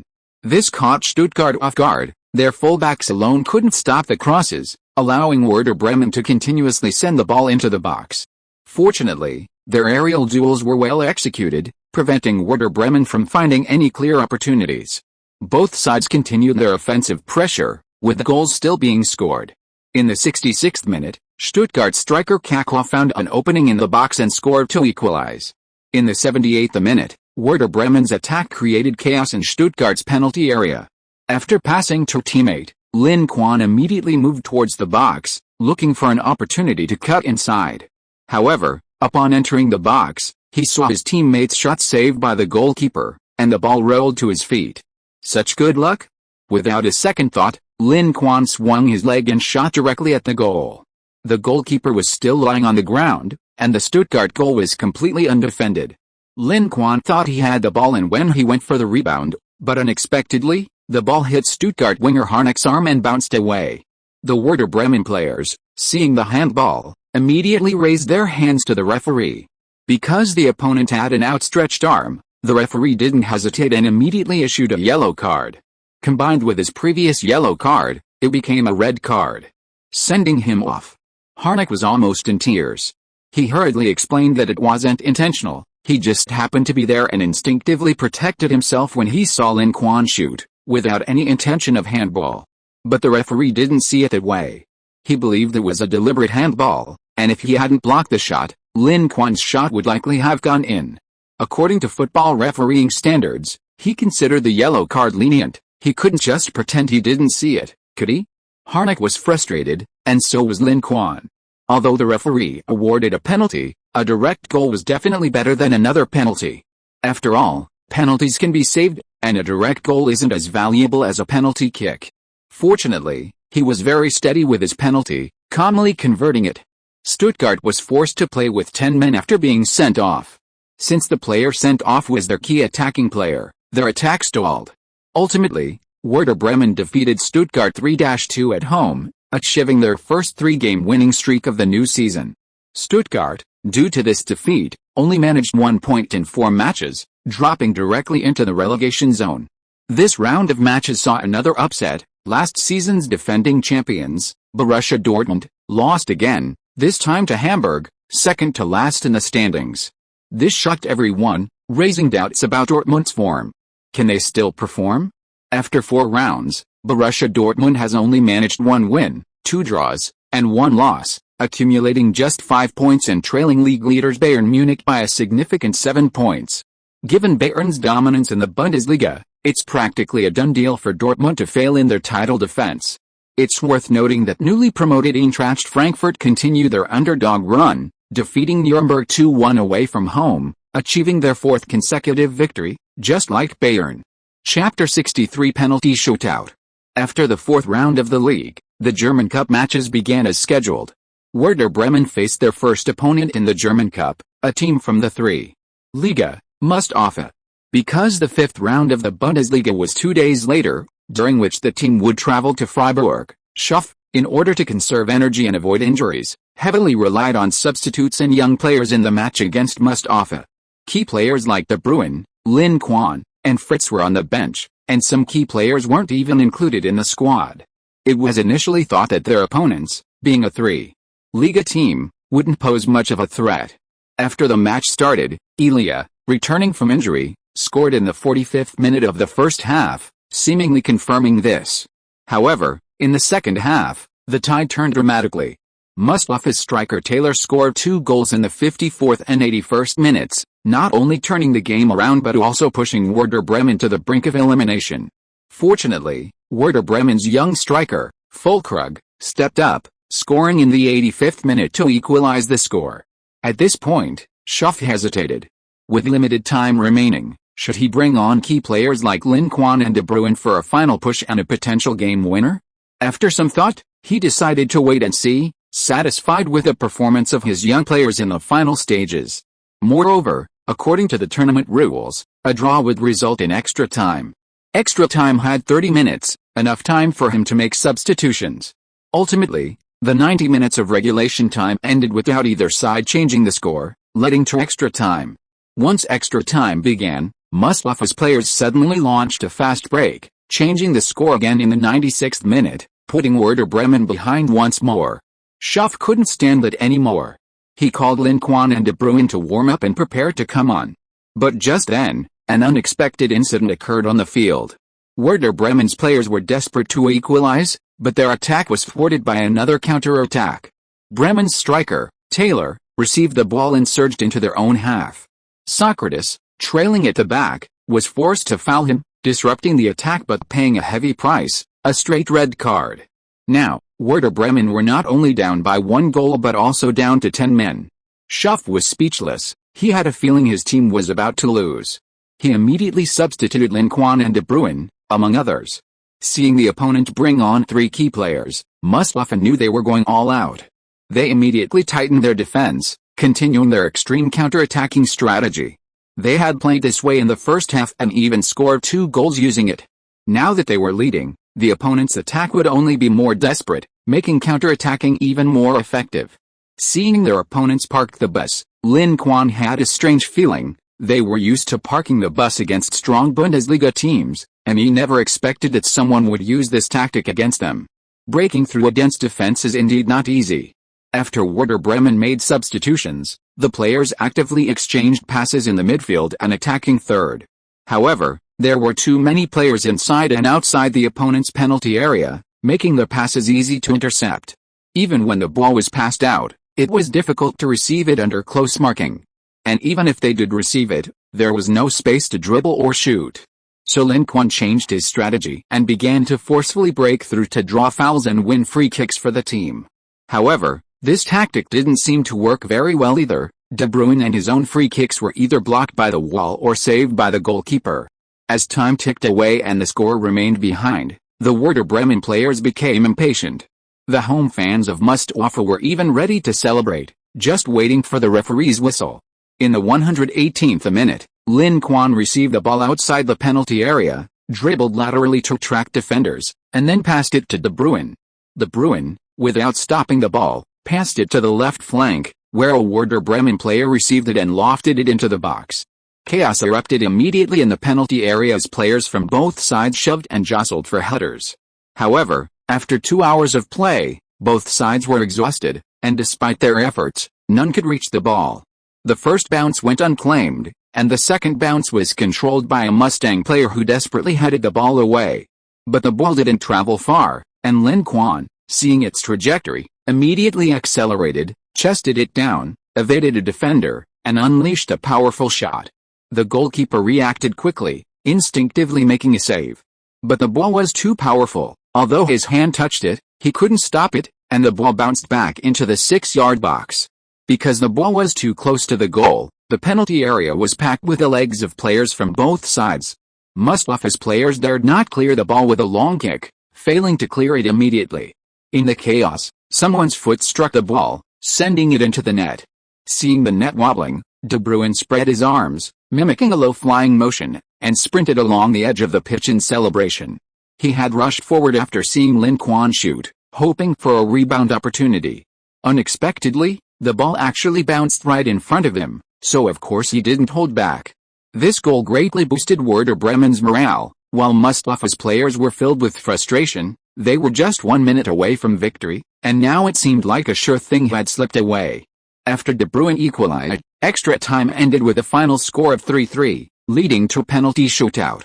This was Lin Quan's first time in a penalty shootout, and he felt a mix of excitement and nervousness. After agreeing on the order of penalty takers, the penalty shootout officially began. Captain Fritz was the first to step up. He was the team's previous top penalty taker, possessing excellent penalty-taking ability and mental fortitude. Having him go first and score a goal would effectively stabilize the team and reduce the tension for the following players. Fritz did not disappoint his teammates and coach. He deceived the goalkeeper and calmly slotted the ball into the net. However, the opposing player who followed also scored a penalty. In the second round, De Bruyne took his penalty. He unleashed a powerful shot towards the bottom left corner of the goal. The goalkeeper guessed the right direction, but the ball was too fast for him to stop. When it was Mustafa's turn, seeing Militz's resolute gaze, he subconsciously felt a little apprehensive. Coupled with the fact that the opponent had equalized in the last minute of extra time, he felt a sense of unease, worrying about the consequences of conceding a goal even before taking his own penalty. Militz, seeing his opponent's expression, immediately guessed his hesitation and fear. So he adopted a determined stance, waving his arms and glaring at the opponent. The referee reminded the Mustafa players to hurry up and take their penalties, which only intensified his tension. He hastily took a shot, trying to hit the bottom right corner, but his shot was saved by Militz, who had anticipated the direction. This goal boosted Werder Bremen's morale, and the third and fourth players who followed successfully converted their penalties. The Mustafa players held their nerve and didn't concede another goal, making the penalty shootout score 4-3. The fifth player to step up was Lin Quan. If he scored, Werder Bremen would win the penalty shootout. "Come on. Don't be nervous." His teammates ran over to hug and comfort him, trying to ease his tension. Lin Quan wasn't nervous at first, but their hugs made him a little nervous. He nodded heavily, placed the ball on the penalty spot, and then took a few steps back to look at the goalkeeper. After the referee signaled for a penalty kick, he took a quick run up. The goalkeeper nervously watched his footwork, trying to predict the direction of his shot. However, unexpectedly, Lin Quan suddenly slowed down just before reaching the ball. The goalkeeper had initially judged from his footwork that he would shoot to the left of the goal with his right foot, but as soon as he moved, the opponent's rhythm completely changed. Lin Quan extended his left foot and gently pushed the ball, which rolled in hurriedly to the right of the goal. Although the goalkeeper immediately adjusted, by the time he dived to save, the ball had already rolled into the net. This tactic was the same one Messi used against French goalkeeper Lloris in the 2022 World Cup final penalty shootout. Lin Quan borrowed it and used it beforehand, and surprisingly, it worked quite well. Ultimately, Werder Bremen narrowly won against a third-division team in a penalty shootout away from home. They almost suffered an upset. Chapter 64. When it rains, it pours. The hard-fought victory against Mustafa has left Werder Bremen ecstatic, a feeling of triumph over defeat. Since the start of the season, Werder Bremen has achieved 4 consecutive wins in all competitions.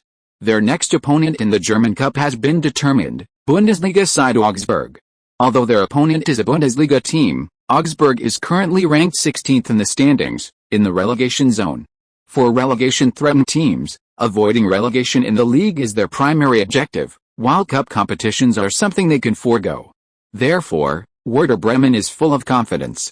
They feel that playing Augsburg might be easier than playing Mustafa. However, as the saying goes, good fortune doesn't last forever. In the 5th round of the league, Werder Bremen will travel to Freiburg. Werder Bremen is currently ranked 3rd in the standings, while Freiburg is ranked 8th. Based on their rankings, it seems that Werder Bremen has the advantage. However, the result of this match was unexpected. When the final whistle blew, the score was 2-1, with the home team first and the away team second. Werder Bremen lost their first Bundesliga match of the season away from home, ending their 3-game winning streak. Werder Bremen seemed to be under a spell in this match, hitting the woodwork 4 times and having 2 goals disallowed for offside. The players were incredibly frustrated after the game. They had dominated the match but just couldn't score, and even when they did, the goals were disallowed. Lin Quan hit the woodwork once and had a goal disallowed for offside, ending his 4-game scoring streak. If you include the previous German Cup match, his goal drought had exceeded 100 minutes. However, he didn't really care about scoring or not, as long as they won the game and got points. What he couldn't accept was that he neither scored nor did his team win. After this match, the media's attitude towards Werder Bremen immediately changed. Previously, media outlets that touted Werder Bremen as a dark horse in the league, capable of disrupting the top clubs, have begun to criticize them. They criticize Werder Bremen's attack for relying too heavily on Lin Quan and De Bruyne, claiming that once these two are neutralized, the team loses its attacking threat. Furthermore, they believe that Coach Schaff's reforms to the team's defense have been a failure. This season, Werder Bremen has conceded 8 goals in 5 matches, averaging 1.6 goals per game, ranking 3rd from the bottom among the 18 Bundesliga teams. Their weakness of a strong attack but a weak defense remains unresolved. Although Werder Bremen is currently high in the standings, if they cannot address these weaknesses, they will certainly not go far in the league. In fact, if they had only lost 1 game, the journalists wouldn't be so harsh in their criticism. The main reason for their criticism is that Werder Bremen's next opponent is Bundesliga champions Bayern Munich. Bayern Munich is in excellent form this season, having won 3-0 against Wolfsburg this round, achieving a 5-game winning streak at the start of the season. If Werder Bremen hadn't lost this round and had faced the Bundesliga champions with a 4-game winning streak, many might have thought they still had a chance to challenge Bayern. However, they've already lost a game before their top-level clash with Bayern, and their morale is nowhere near Bayern's level. Coupled with a huge gap in overall strength between the two teams, almost no one is optimistic about their chances. Everyone believes Werder Bremen will lose at home to Bayern Munich. This season, Bayern Munich has become even more formidable. The addition of Martinez has further strengthened their squad. They have achieved a perfect record across the league, Champions League group stage, and German Cup, remaining undefeated. Any team that has faced Bayern has been utterly overwhelmed by their luxurious midfield and attacking force. Given Werder Bremen's current form, it's truly baffling how they could possibly defeat such an undefeated team. However, not everyone supports Bayern Munich. Borussia Dortmund fans are hoping Werder Bremen can defeat Bayern Munich at home and end their opponent's winning streak. In this round, Dortmund faced newly promoted Eintracht Frankfurt away. Although newly promoted, Frankfurt has been a dark horse, and given Dortmund's poor form this season, they took this opponent very seriously and dared not underestimate them. However, a dark horse is still a dark horse. At Frankfurt's home ground, Dortmund and their opponents played a crazy game. Reus, Guts, and Lewandowski all scored, and Dortmund took the lead 3 times, only to be pegged back 3 times. In the end, the two sides drew 3-3, a result that was detrimental to both sides. Frankfurt had been closely following Bayern Munich in the points standings, but after this draw, they fell 2 points behind Bayern. Borussia Dortmund only managed 1 point, bringing their total to 6 points after 5 rounds, widening the gap with Bayern Munich to 9 points and eroding their hopes of defending their title. If they want to win the championship, besides avoiding mistakes and securing victories in their remaining matches, they also need other teams in the league to step up and help them stop Bayern Munich from scoring further points. Otherwise, even if they defeat Bayern in a high-profile match, they won't be able to completely close the gap. There aren't many teams in the league capable of posing a threat to Bayern. Besides Dortmund, only Werder Bremen, Schalke 04, and Borussia Mönchengladbach seem to have a chance. Borussia Mönchengladbach is a strange team. While not particularly strong, they excel against Bayern Munich. Their players always seem to perform exceptionally well against Bayern, leading to the saying the fools eat, sleep, and beat Bayern. As for Werder Bremen, Dortmund believes some of their players pose a significant threat and might even create a miracle. To motivate Werder Bremen to give their all and fight hard against Bayern Munich, Borussia Dortmund players publicly cheered for Werder Bremen on social media. Robert Lewandowski tweeted, "Werder Bremen's counterattacks are particularly sharp. We've suffered against them twice before. They'll definitely continue to use this tactic against Bayern Munich. I don't think Bayern's defense can stop their counterattacks." Mario Götze believes, Werder Bremen's number 6, De Bruyne, is an excellent midfielder. His creativity and vision will help Werder Bremen win. Marco Reus didn't publicly comment, but instead privately messaged Lin Quan, asking, "How many goals do you plan to score against Bayern Munich?" Lin Quan was a little surprised to see Reus's message. He hadn't expected Reus to contact him proactively, nor had he expected such high praise. After all, Bayern Munich. Scoring against them isn't easy. However, he wasn't the type to show weakness, so he replied, "Of course, we'll score as many as we can. Don't worry, Werder Bremen will definitely give it our all against Bayern Munich." Seeing Lin Quan's reply, Reus couldn't help but smile. He liked the answer. But then Lin Quan replied, "Of course, the same goes for Dortmund." Reus's smile instantly froze. Because of the loss and facing a strong opponent, the atmosphere within the Werder Bremen team was very tense before the 6th round of the league.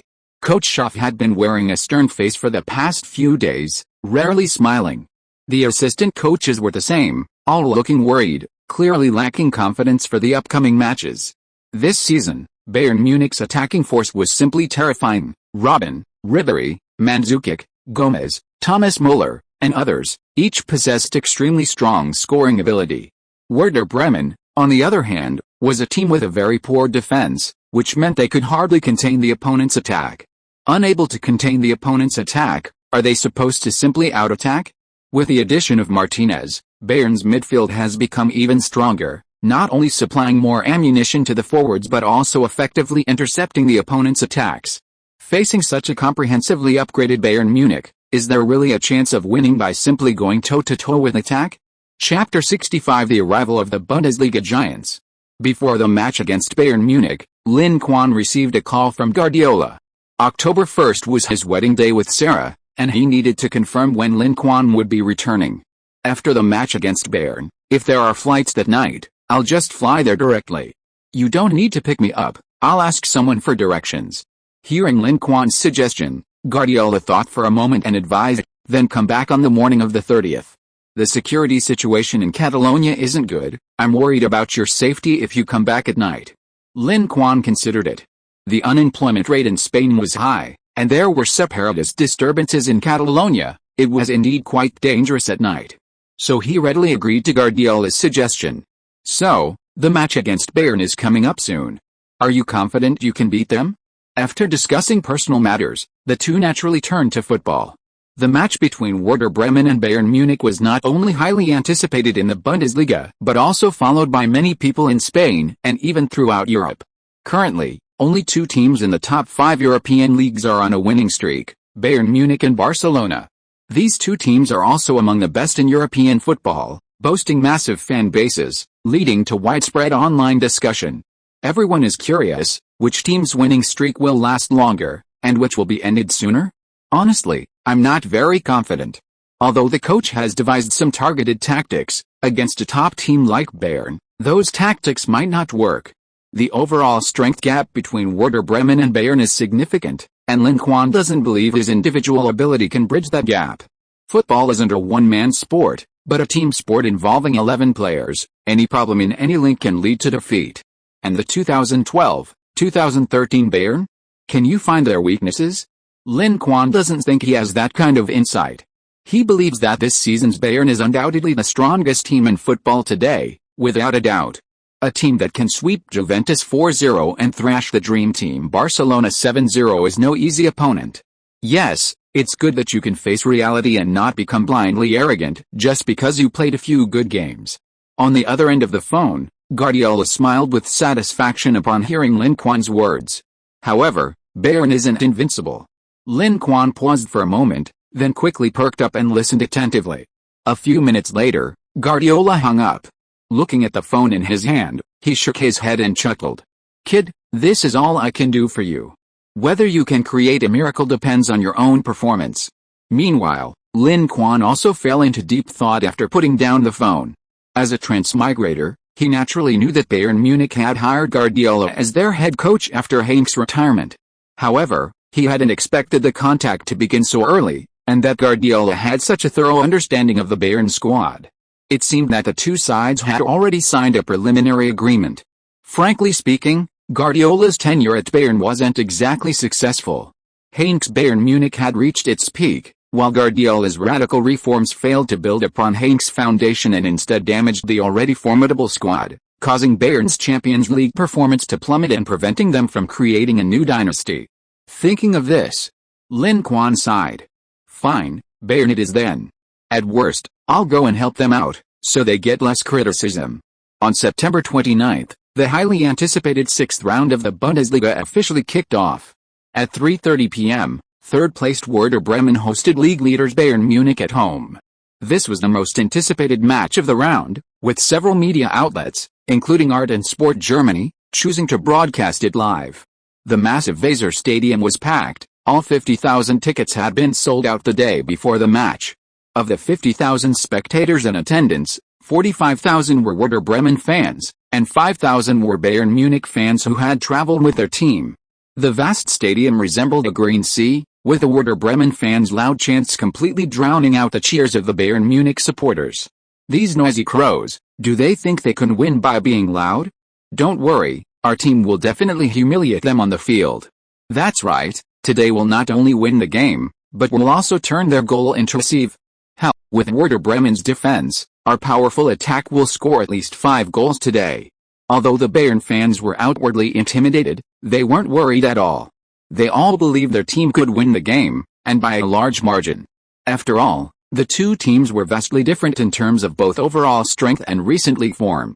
Before the match, all the experts predicted Bayern Munich would win, which further boosted their confidence. In the commentary booth, renowned German football commentator Beckmann chatted with several invited guests during a break before the game. Because it was a match between Werder Bremen and Bayern Munich, the television station had invited legends from both teams to be commentators. For Werder Bremen, the invited commentator was their legendary captain, Marco Bode, who was Werder Bremen's all-time top scorer, playing for the club for 13 seasons before finally retiring. He was one of the representatives of that era who played for only one team their entire career. For Bayern, the invited commentator was the current world record holder, Bayern Munich's all-time top scorer, Gerd Müller, nicknamed the Golden Bomber. Gerd Müller is a legend in German football and quite old, so Beckmann first asked for his opinion on the match. Without a doubt, Bayern Munich will win this match. The only suspense is how many goals they can beat. Gerd Müller spoke with complete confidence, seemingly without any problem with his statement. Marco, of course, was unhappy. Although he respected Gerd Müller as a veteran of football, he couldn't allow him to be so presumptuous and belittle his former team on his home turf. I disagree with Mr. Gerd Müller's statement. Football is unpredictable, Even the strongest team cannot guarantee a 100% victory over its opponent. Although there is a gap in strength between Werder Bremen and Bayern Munich, they are not entirely without a chance. This is the Weser Stadium, and I believe the young men of Werder Bremen can create a miracle on their home turf. Beckman sensed Marco's unease. After all, he had used the word miracle. He knew that many spectators were not Bayern Munich fans, and that ordinary people enjoy stories of the underdog defeating the strong. So he chimed in for Marco. Marco is right. Werder Bremen is third in the Bundesliga this season, having lost only one of their 5 matches. Their midfield and attack are formidable, especially young players like De Bruyne and Lin Quan, who have already contributed many brilliant combinations and goals. Furthermore, Werder Bremen defeated Bayern Munich in the Telekom Cup just over a month ago, proving that Bayern Munich is not invincible. Gerd Müller shrugged. For a powerhouse like Bayern, the Telekom Cup is just a warm-up tournament for training. Besides losing to Werder Bremen this year, they've frequently lost in the past few Telekom Cups, and haven't even won a single title yet. This shows they don't value the competition. Therefore, using the Telekom Cup as an example is unconvincing. Gerd Müller's argument was well-reasoned, and neither of them could find a reason to refute it. But then he suddenly changed the subject, saying, however, Werder Bremen's number 10 is indeed a very promising young man. If Bayern's defense is careless, he might score. Gerd Müller had long noticed this young player who had recently emerged from Werder Bremen. He greatly admired Lin Quan's talent and had praised him repeatedly in front of reporters. However, every time he praised Lin Quan, he would say, a young player as excellent as him should come to Bayern Munich, this is his best place. Just like when he tried to recruit Messi after he broke his historical record. This guy always wanted to lure the best players to the Allianz Arena. Chapter 66 The Unstoppable Schweinsteiger. The referee for this match was Florian Mayer, a renowned Bundesliga referee, voted the most popular Bundesliga referee by thousands of fans in a poll conducted by Kicker magazine. Mayer's officiating is moderate, but his judgment is very accurate, rarely making missed or wrong calls. The fact that such a renowned referee was chosen to officiate this match demonstrates the importance the German Football Association places on it. It's unclear whether Bayern Munich feared being unfairly favored at home, so they used their connections in German football to secure him. Werder Bremen hadn't received this treatment before. Both teams announced their starting lineups before kickoff. Werder Bremen's starting lineup was 1. Goalkeeper Militz, 22. Center-back Socrates, 15. Center-back Prudl, 8. Left-back Fritz, 23. Right-back Selassie, 16. Defensive midfielder Januzaj, 14. Central midfielder Hunt, 6. Central midfielder De Bruyne, 10. Winger Lin Quan, 11. Winger Elia, and 7. Center forward Arnautovic. Their formation is 4-1-4-1, which changes to 5-4-1 defensively and 4-3-3 offensively, making them versatile. However, their weaknesses are also obvious. Gaps exist on both flanks, making them vulnerable to attacks from behind. Bayern Munich's starting lineup is 1. Goalkeeper Neuer, 4. Center-back Dante, 17. Center-back Boateng, 28.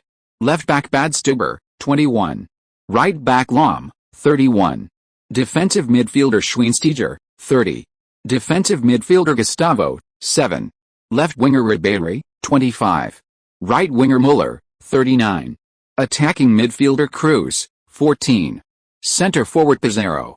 The bench also boasts a host of stars, including Robben, Martinez, Gomez, Mandzukic, Alaba, and Van Buiten. The most terrifying aspect of Bayern in the 2012-2013 season wasn't their starting lineup, but their bench. As the saying goes, it's not Bayern's tiger that's scary, it's Bayern's substitutes. Their bench depth not only leads the Bundesliga but also the entire European football scene. Bayern's abundant player reserves make their style of play flexible and unpredictable, making them difficult to defend against. In this match, Bayern used a 4-2-3-1 formation, with 2 defensive midfielders and 4 attacking players in the midfield and forward lines. Furthermore, Lahm, one of the full-backs, is adept at pushing forward and attacking. In addition, learning from the previous match, Hanks didn't place Lahm at left-back, instead pairing Badstuber with Lin Quan. Clearly, he hoped to utilize the latter's strong defensive abilities to limit Lin Quan's attacks on the right flank. Seeing this formation, Schaff frowned. Bayern held an absolute advantage in terms of raw talent, yet they remained so solid, deploying such a balanced formation. This left him speechless. The opponent's formation and tactical arrangement were too cautious, their defense too solid. Werder Bremen's counterattacks wouldn't be so easy to execute. He glanced at the Bayern coaching bench. Heynckes, this veteran coach, was truly formidable. This season, Heynckes' coaching abilities had been fully demonstrated. He not only perfected Bayern's attack and defense, but also greatly improved the atmosphere in the locker room. A whole host of Bayern star players were completely under his control, even a troublemaker like Robben sat obediently on the bench without uttering a complaint. It's worth noting that Bayern was once known as the Hollywood of the Bundesliga, and its star players weren't easy to manage. The players from both sides were already standing in the tunnel, waiting to enter the field. At 3:25 p.m., the referee led the two teams onto the pitch. As they entered, Pizarro, who played for Werder Bremen for many years and is still Werder Bremen's all-time leading scorer, bent down and kissed the turf as he stepped onto the Weser Stadium. This gesture earned him applause from the fans. Although they were unhappy about his move to a league rival, they understood his desire for more glory. Moreover, they now had players they preferred in their team, so they had forgiven Pizarro. When the camera focused on the Werder Bremen players entering the stadium, the audience erupted in applause and cheers. When Lin Quan appeared on camera, the crowd, led by the announcer, chanted his name. Seeing the young player's immense popularity at the Weser Stadium, Pizarro, whose time at Bayern wasn't going so well, felt a pang of jealousy. If he hadn't chosen to leave, perhaps he would be enjoying that cheer and applause now.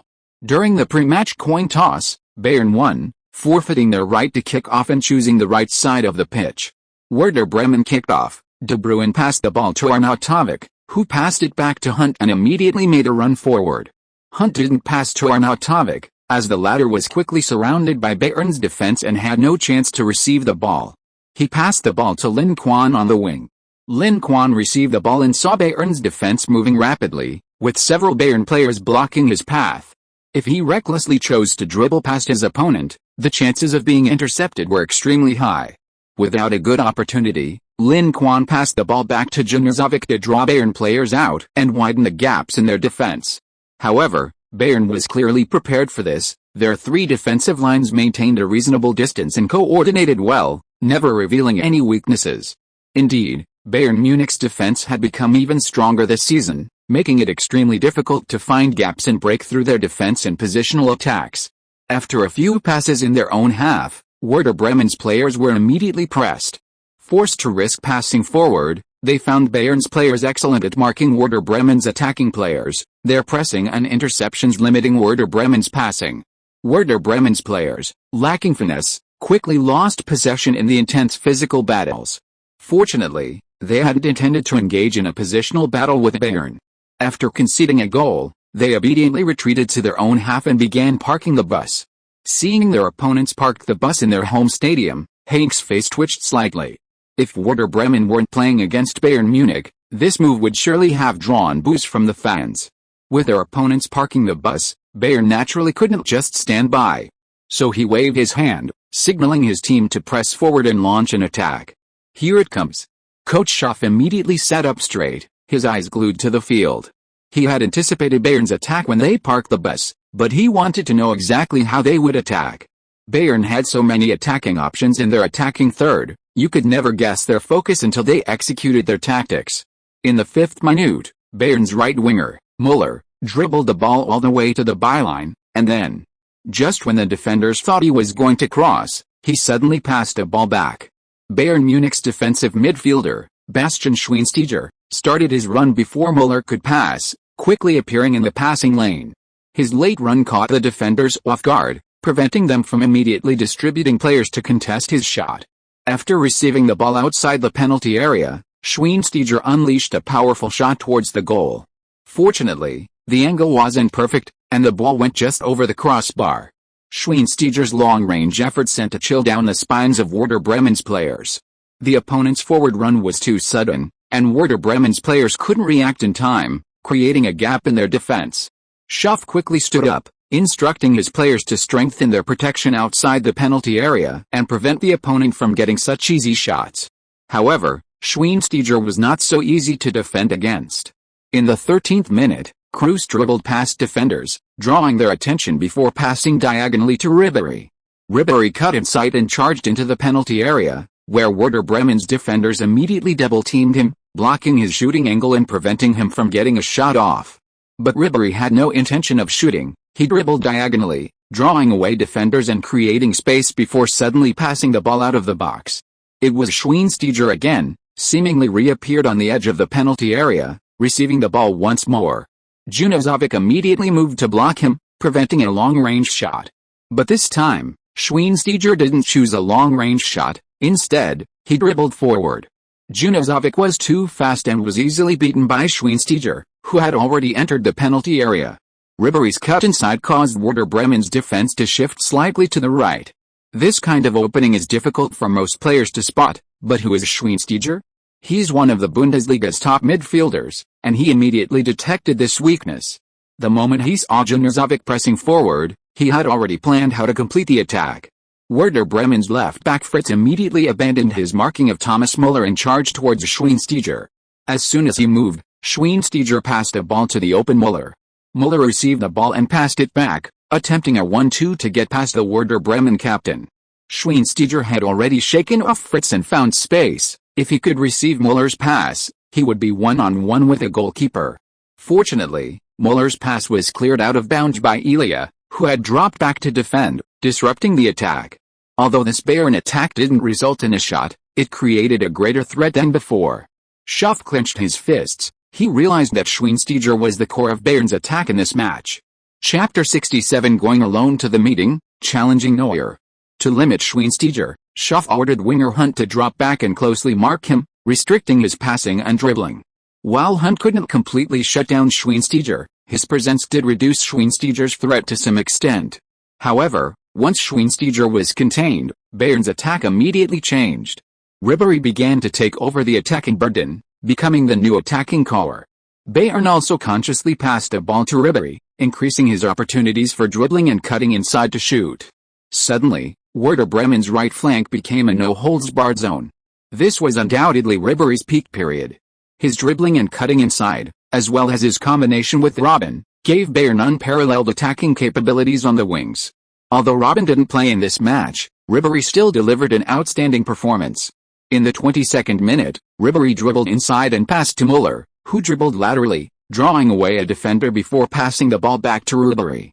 The two players switched positions during the pass, causing the Werder Bremen players marking them to lose focus.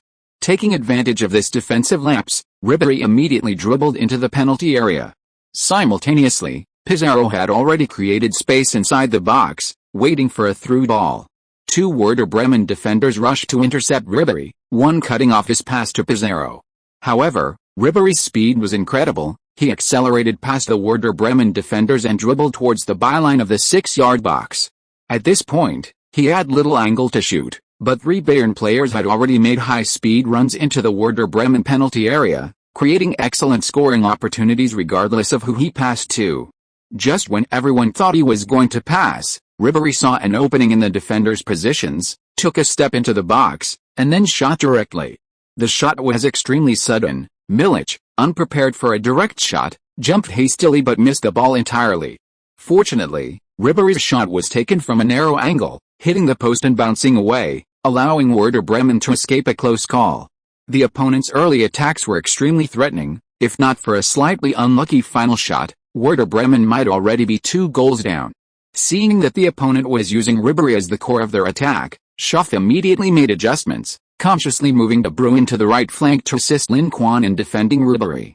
Both Lin Quan and De Bruyne are attack-minded but defensively weak players, making it too difficult for them to defend Ribéry one-on-one. This arrangement, besides strengthening the flank defense, also aimed to utilize De Bruyne and Lin Quan's attacking abilities and their understanding to create opportunities for Werder Bremen's attack. Being constantly pressured by the opponent like this is unsustainable for anyone against Bayern's terrifying attacking firepower. They needed to bring the battle to Bayern's half. Upon seeing the coach's gesture, De Bruyne immediately moved to the right, forming a triangle with right winger Lin Quan and right back Selassie to block Ribéry's breakthrough space. Ribéry didn't take the young Lin Quan and De Bruyne seriously. After receiving a pass from his teammate, He accelerated and changed direction, preparing to get past Lin Quan. Ribery was very fast, and his ball control and handling were excellent, making his first step difficult to defend. You couldn't keep up with his pace. Lin Quan's defensive ability was poor, and he was easily beaten. However, he didn't give up but immediately chased after him. He knew his teammates would intercept ahead, and Ribery would inevitably slow down when he got past them. As long as he paused, he would have a chance to steal the ball. Seeing Lin Quan get beaten, De Bruyne immediately intercepted Ribery. De Bruyne's defensive ability was originally also poor, but with Lin Quan's constant training, his defensive skills had improved rapidly. He had almost memorized all the typical wing players' breakthrough techniques. Ribery initially tried to use a change of pace to get past his opponent, but De Bruyne didn't fall for it. He calmly retreated, blocking the path, and prevented Ribery from succeeding. Huh? This kid's defensive skills are pretty good. Ribery was a little surprised. He thought he could easily get past his opponent, but he hadn't succeeded. So he focused, lowered his center of gravity, and placed his weight on his right foot. Ribery started his signature ghost step, constantly using continuous changes of pace to try and break through. De Bruyne also lowered his center of gravity, highly focused, but then Ribery suddenly flicked the ball, sending it flying past De Bruyne's left side. Immediately afterward, Ribery sprinted at full speed, trying to use his speed to overpower his opponent.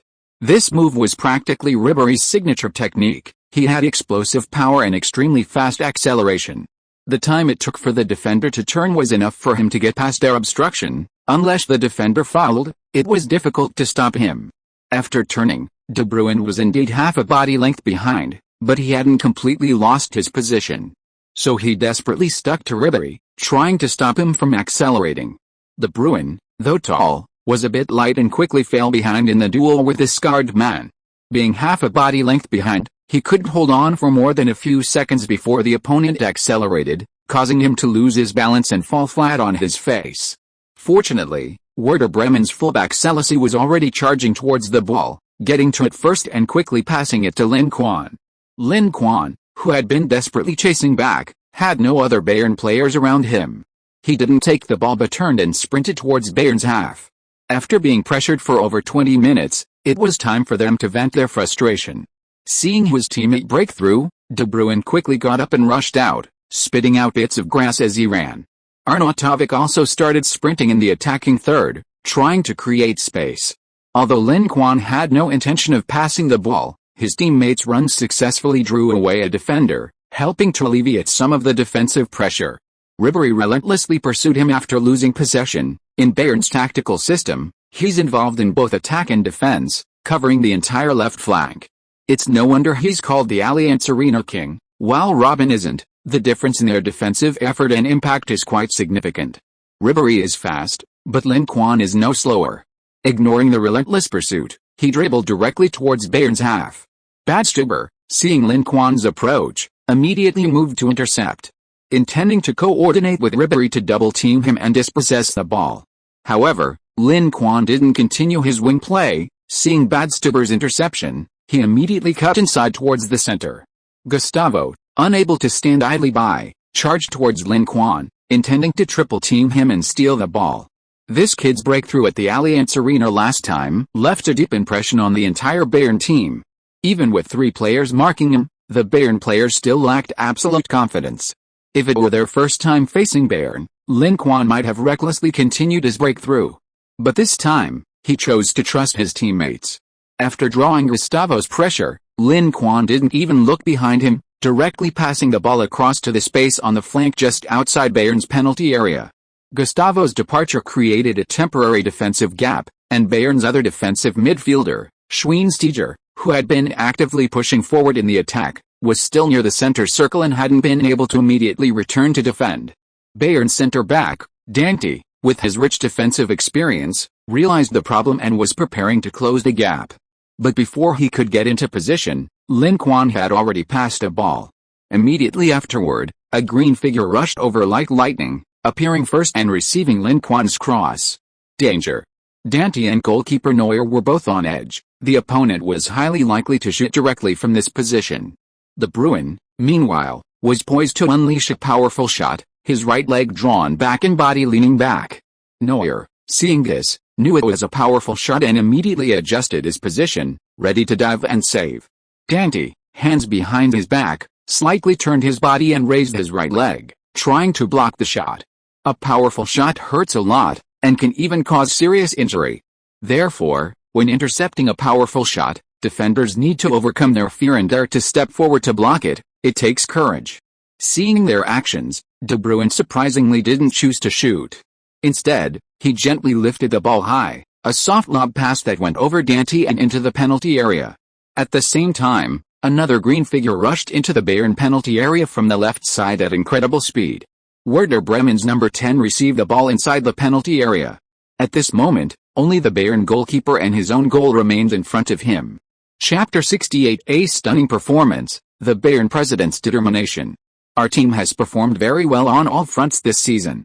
Although Hanks is retiring, the old coach hasn't relaxed his management of the team at all, and now the team's performance is truly booming. In a VIP box at the Weser Stadium, watching his team completely dominate Werder Bremen, Bayern Munich's club manager, Hoeneß, began to boast to club president Rummenigge about his achievements. Although most of the credit for this success belonged to Hanks, as the club's manager, he also deserves credit for his work in player recruitment and providing various support and guarantees for the team. Rummenigge nodded approvingly and praised, "Good job, you've done a great job, but you still can't let your guard down. Our ultimate goal is to win the Champions League trophy. Winning the league title is just an appetizer. You need to understand that." Since taking over Bayern Munich 10 years ago and becoming Bayern's president, Rummenigge's biggest dream has been to lead Bayern back to the top of Europe. Over the past decade, their performance in European competitions has been poor. Although they reached the final twice, they were defeated both times. For a powerhouse like Bayern Munich, without enough Champions League trophies, their influence in European football cannot compare to that of super clubs like Real Madrid and Manchester United. This is unacceptable to the Bundesliga giants. Yes, Mr. Chairman, Hanks and I both know this. This season, Dortmund has been in a slump, and other teams have been unable to pose a threat to Bayern Munich. The league has become a training ground for them to prepare for European competitions. Hanks has repeatedly practiced new tactics in the league and then used them in the Champions League. Rummenigge nodded and turned his gaze back to the field. His eyes swept over Bayern's attacking players. Ribéry, Müller, Kroos, Schweinsteiger, and others were all players he highly regarded. Coupled with the stars on the bench, with these players as the foundation, Bayern could definitely build a powerful dynasty. It's a pity the old coach is retiring. If he hadn't, and Bayern won the Champions League this season, their dynasty would have been secure. However, Guardiola is also a world-class coach, and his arrival might further enrich the team's tactics and elevate their strength to another level. Thinking of this, Rummenigge remembered the young player he had previously planned to buy as a bonus to do Guardiola a favor. He searched the field and his eyes quickly settled on Werder Bremen's number 10. This kid has been rising to fame in the Bundesliga lately. Back at the Allianz Arena, Rummenigge thought he might be the successor to Robben and Ribéry after they aged, so he had some interest in Lin Quan. Now, after 5 rounds of Bundesliga matches, he has given him a big surprise. His consistently strong dribbling ability, efficient goal-scoring rate, mature mentality, and refined and comprehensive technique, these are all things that only top superstars possess, and he has them all. This further convinced him that this young man was the only choice for Bayern's future wingers. Ribéry was already 29, and Robben was 28. They wouldn't be playing for many more years, while Lin Quan was only 16. In 5 or 6 years, when Ribéry and Robben were old, he would be ready to grow up and perfectly take over. Thinking of this, Rummenigge's eyes were full of smiles, and he even felt a strange anticipation. He wanted to see if the opponent could score another goal against Bayern in this match, just like before at the Allianz Arena. Just as he had this thought, the situation on the field changed dramatically. Ribéry's breakthrough failed and he lost possession, and Werder Bremen launched a quick counter-attack. Seeing Lin Quan dribbling wildly, Hoeneß stopped his incessant boasting. His eyes widened, and he involuntarily stood up, craning his neck to look at the field, his eyes filled with worry and shock. He also had a sense of déjà vu. Where had he seen this scene before? Rummenigge was also engrossed in watching. He saw Lin Quan deftly dribble past the on-rushing Badstuber and deliver a precise pass to his teammate. Then, like a nimble sports car, he sprinted into the penalty area at incredible speed, receiving the ball in an unexpected position. A one-on-one. There was no suspense. In a one-on-one situation with Neuer, Lin Quan once again defeated his opponent and scored. Rummenigge closed his eyes, his mind replaying every frame of the attack in slow motion. The opponent's breakthrough, passing vision, off-the-ball movement, and final shot were all flawless. That guy's style of play wasn't flashy at all. He hadn't seen him use any fancy moves like step-overs, pendulum dribbles, or elliptical passes. Just a simple flick and a cut, and Bayern's defense was thrown into chaos. And unlike last time, the opponent played smarter this time. The way he passed to his teammate and then made his off-the-ball movement to get rid of the defender caught Rummenigge's eye. He felt that the opponent had improved since the last time he saw him at the Allianz Arena. A player like this had to be brought to the Allianz Arena. Thinking this, Rummenigge suddenly opened his eyes and said to Hoeneß, who was still stunned and hadn't recovered from the blow of conceding a goal, "Send someone to Barcelona to find out the details of this kid's contract. If the release clause isn't too high, make an offer to Barcelona as soon as the winter transfer window opens." It was a pity it wasn't the transfer window yet, otherwise he would have wanted to bring Lin Quan back to Bayern right now. By the winter break, after half of the Bundesliga season had been played, who knew how many teams would be eyeing this kid? Bayern would probably have to engage in a fierce competition to poach him. However, Rummenigge wasn't too worried. After all, he was close to securing Lin Quan's help from his adoptive father, Guardiola. With Guardiola involved, if Bayern played the family card, the probability of poaching him from Barcelona would greatly increase. Wait, something seems off. Previously, they bought Lin Quan to use him as a family ties card to attract Guardiola, but now, Guardiola has become the family ties card instead. On the pitch, Neuer lay on the ground, pounding the grass in frustration. So close, so very close. He guessed the right direction, but the angle of the shot was too tricky. He jumped with all his might, but could only barely touch the ball with his fingertips, unable to stop it from flying into the net. How many times has this happened? Neuer looked at the guy who sprinted to the sidelines and celebrated with a backflip, his heart filled with bitterness. This was his fourth defeat against this opponent. It must be because I'm not strong enough. If I become stronger, I won't let them score so easily. Thinking this, Neuer stood up, his eyes no longer lost. He decided that he would practice even harder when he got back, and next time they met, he would definitely not let his opponent score again. The fans at the Weser Stadium erupted in an unimaginable roar the moment Lin Quan scored. Werder Bremen fans were ecstatic. Although they had come to support their team, they hadn't held out much hope. Bayern's strength was undeniable throughout the Bundesliga. Therefore, many were prepared for their team to lose. But, to everyone's surprise, their team was taking the lead. This kid is truly our lucky star. Ha ha ha, with him around, we've never lost at home.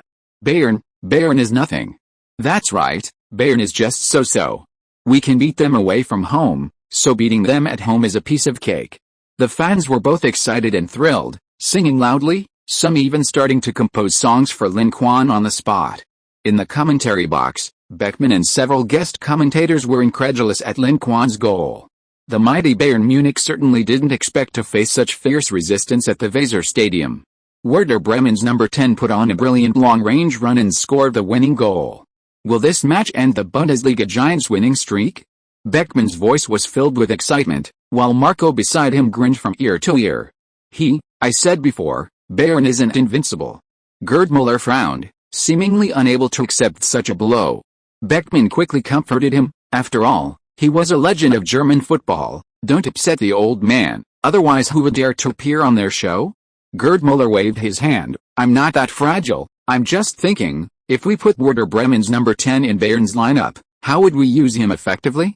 Beckmann and Marco were speechless. So, this guy still hasn't given up, still trying to poach Werder Bremen's star player?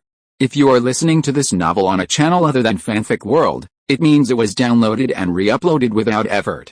We warmly invite you to visit our channel, Fanfic World. There you will find the original version of this story and many other novels of various genres. We look forward to seeing you dive into a world of incredible novels. Chapter 69: The Terrifying Bayern. Gerd Müller still harbors resentment over Bayern Munich's Champions League final loss to Chelsea last season. Bayern dominated the game, pressuring Chelsea throughout, but failed to score. Robben, Ribéry, Gomez, Müller, and others squandered scoring opportunities, ultimately leading to a penalty shootout and a heartbreaking defeat. If Bayern had had a player like Lin Quan last season, a player with sharp dribbling skills, adept at breakthroughs and positioning, the outcome might have been entirely different. After falling behind, Bayern immediately launched a furious counter-attack. If at the start they were conserving energy for their Champions League match 4 days later, not giving their all, now, utterly enraged, they had completely forgotten about the Champions League. They were like an enraged lion, launching a frenzied attack on Werder Bremen. Bayern Munich's offensive surged like waves, relentlessly assaulting Werder Bremen's defense. Werder Bremen looked like a small boat in a storm, constantly on the verge of being swallowed up by the opponent's attacking waves. To defend their own goal, almost all of Werder Bremen's players retreated to their own half. Even their striker Marco Arnautovic dropped back behind the center circle to participate in defense, leaving Bayern's half wide open. Bayern Munich had completely controlled the game, constantly launching attacks and threatening Werder Bremen's goal time and time again. However, Bayern's luck seemed to be running out. They had 11 shots in the first half, but only 3 were on target, failing to score a single goal. Finally, after a grueling 45 minutes, the first half ended with Bayern Munich trailing by 1 goal. Meanwhile, on the other side, although Werder Bremen were leading by 1 goal, there was no joy in the team's expression, only the sound of the players panting heavily filled the locker room. Bayern's offensive onslaught in the final stages of the first half was incredibly fierce. Their attacking power was immense, and they excelled at using coordinated passes to stretch and tear apart Werder Bremen's defense. If it weren't for the tireless running of Werder Bremen's players, who compensated for their technical and tackling deficiencies with diligent effort and aggressive pressing, barely managing to hold their line, they would likely have been overwhelmed by Bayern long ago. However, this came at a high cost. After only 1 half, the Werder Bremen players were already feeling unprecedented fatigue. At this rate of exhaustion, they certainly wouldn't be able to finish the second half. They might run out of energy after 60 or 70 minutes. In the locker room, physiotherapists were busy giving the players massages to relax them, while Coach Schaff was outlining the tactics for the second half. "You played brilliantly in the first half, I'm proud of you, but the game isn't over yet. It's not time for us to celebrate. In the second half, Bayern will definitely intensify their attack. Robben, Gomez, and others will be substituted on, and our flanks will face an even tougher test." The players nodded in agreement. Ribéry alone had already been a major headache in the first half. If Robben were to return, and Bayern's Robben-Ribéry duo were activated, their attacking firepower would rise to another level. This would be a huge test for Werder Bremen's defense. "So, this is how we'll play in the second half." Meanwhile, in the away team's locker room, after outlining the attacking tactics for the second half, Hank spoke privately to the team's striker, Pizarro, saying, "Claudio, the team is in a difficult situation and needs veterans like you to step up. Coach, just give me your orders, I will carry them out without question." "Very good. I will substitute you around the 60-minute mark, so after you come on in the second half, don't worry about your stamina. Do everything you can to attack their defense and wear down their defenders. Whether the team can win the game depends on how much you and Cruz can wear them down." Heinz had seen Werder Bremen's stamina problem, so he planned to make substitutions around the 60-minute mark. The 2 players being substituted were striker Pizarro and midfielder Cruz. Before substituting them, he wanted them to run more and attack the opponent's defense to wear them down. This way, when the substitutes got used to the rhythm of the game and were in form, they would be there when the opponent was exhausted. In Bayern's squad, Pizarro wasn't an absolute star. At his age, he no longer held any advantage over Gomez and Mandzukic. Therefore, Hanks never placed high hopes on him, using him instead as a tool. Pizarro nodded expressionlessly upon hearing the veteran coach's words. Although unwilling, he could only accept it helplessly. Ultimately, he was just a relatively minor rotation player at Bayern, a far cry from his absolute core role at Werder Bremen. Being able to play was already a good result for him. What more could he ask for? At the start of the second half, Bayern continued to increase the pace of the game. The ball flew back and forth in Werder Bremen's penalty area, and the Werder Bremen goal faced another severe test. Schaff, chin in hand, looked worried. He could clearly feel that Bayern's players were pressing more fiercely and aggressively, especially midfielder Cruz and striker Pizarro. The 2 players seemed completely unconcerned about expending energy, tirelessly running and attacking Werder Bremen's defense. To stop them, Werder Bremen even received a yellow card. Schaff subconsciously glanced at the other side of the coaching bench, trying to guess the intentions of veteran coach Hanks. Bayern's bench was so impressive, they would definitely make personnel changes in the second half. He already guessed who would be substituted, Pizarro and Cruz. Because with their current style of play, the players' stamina simply wasn't enough to support them playing the full match. Hanks was ruthless, using this method to wear down Werder Bremen, and Werder Bremen couldn't seem to find a way to counter it. Schaff glanced at his own team's bench and could only shake his head in dismay. Their bench depth was nowhere near that of Bayern Munich. In the 60th minute, the fourth official raised the substitution board, and Bayern Munich made the first personnel change. Robben, number 10, came on, replacing Cruz, number 39. Mandzukic, number 9, came on, replacing Pizarro, number 14.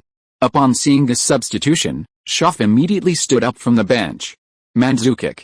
Bayern didn't use Gomez, but Mandzukic instead? Historically, Gomez sprained his ankle in the Telecom Cup match against Werder Bremen, undergoing surgery and only resting for 3 months. However, in this scenario, while Gomez was also injured, it wasn't his ankle, but a thigh strain, and he recovered in 6 weeks. In the last match, Gomez even played for the team and scored a goal, so his form was definitely not a problem. Yet Hanks didn't bring him on, but instead substituted Mandzukic? Schaff was a little confused by Hanks' intentions, because in his view, Gomez was definitely better than Mandzukic, and Gomez had excellent chemistry with his Bayern teammates, far more suited to Bayern's tactics than Mandzukic, a newcomer who only transferred in the summer transfer window. But Hanks simply didn't use him. This made Schaff somewhat nervous. The opponent's substitutions were unexpected and filled him with a vague sense of unease. After Robben and Mandzukic came on, Bayern's tactics changed again. The Robben-Ribéry link-up was activated, and Robben began a frenzied run down the right flank, cutting inside relentlessly.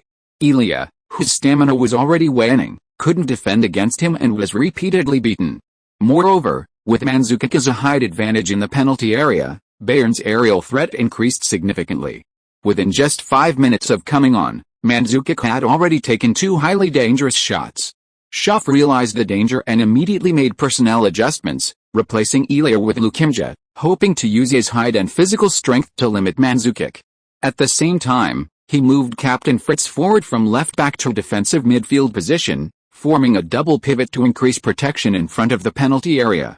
However, this approach didn't yield good results. On the contrary, after Elia left the field, Robben had even more space to operate on the right flank. In the 75th minute, Robben received a pass on the right flank and dribbled forward at high speed. After exchanging positions with Ribéry, he suddenly crossed from the byline to Mandzukic in the penalty area. Mandzukic had a chance to shoot himself, but after controlling the ball with his chest, he set up a pass for the on-rushing Ribéry. Ribéry didn't waste the opportunity created by his teammate, unleashing a powerful shot that found the back of the net, leveling the score. Werder Bremen's lead, which they had held for most of the game, vanished. Chapter 70 ends the Bundesliga Giants' winning streak. Ribéry. He stepped up when the team was in trouble and helped them equalize. The game isn't over yet. Bayern still has plenty of time to extend their lead. Werder Bremen is in a bit of a precarious situation. Beckmann felt a little sorry for Werder Bremen, but there was nothing he could do. Bayern was stronger. Werder Bremen's players are out of energy. Werder Bremen legend Marco said worriedly. He was a former professional player and knew how much energy players expended in such intense matches. With the situation on the field unfavorable and the team facing a physical crisis, this game was going to be very difficult for Werder Bremen. Someone needed to step up at this moment. Marco looked at Lin Quan and De Bruyne, pinning his hopes on them. Gerd Müller was very satisfied with Bayern's goal. They should have played like this a long time ago. Like Marco, Müller was also watching Lin Quan, curious whether this kid could step up when the team was in trouble. On the field, Lin Quan wasn't easily defeated by the opponent's goal. He retrieved the ball from the goal, carried it back to the starting point, and waited for the Bayern players to finish celebrating. Defending against Bayern's attack was a miracle for them. Failing to do so was simply normal. Moreover, the team wasn't behind, just tied. Winning this match would be difficult, but not entirely impossible. At this moment, Lin Quan remembered Guardiola's words, cutting off the Robben-Ribéry connection would reduce Bayern's attacking firepower by at least half. Without Ribéry, Robben alone could only pose a limited threat. But how to limit the Robben-Ribéry connection? They had already tried, and couldn't stop Ribery, let alone adding Robin. Since that was the case, they might as well not try to defend against him. Pass the ball to me after the kickoff, Lin Quan said to De Bruyne beside him. Okay. De Bruyne didn't ask any questions and readily agreed to Lin Quan's request. Urged on by the referee, Bayern's players quickly ended their celebrations and regrouped. They had only equalized, not taking the lead, and Bayern didn't want to waste time. The game restarted, with Werder Bremen passing the ball to Lin Quan on the right wing. Lin Quan immediately faced Bayern's left winger, Ribery. The two faced off one-on-one again, but their roles had reversed. In the first half, Lin Quan had been beaten several times by Ribery. Now, it was Ribery's turn to be tormented. Ribery knew his opponent's dribbling was sharp and dared not be careless. He lowered his center of gravity, focusing intently on the ball at Lin Quan's feet. Lin Quan didn't faint. With a quick flick and a simple nutmeg, he easily got past him. However, Bayern's coordinated defense was excellent. After Lin Quan got past Ribery, Badstuber seized the opportunity and kicked the ball out of bounds, disrupting Werder Bremen's attack. Werder Bremen took the throw-in, and possession quickly returned to Lin Quan.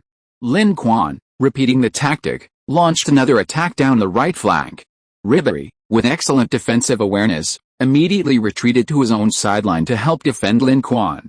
Having been beaten once before, Ribery this time didn't just focus on the ball, he also paid attention to the opponent's body movements, intending to judge the direction of the attack by observing changes in the opponent's center of gravity.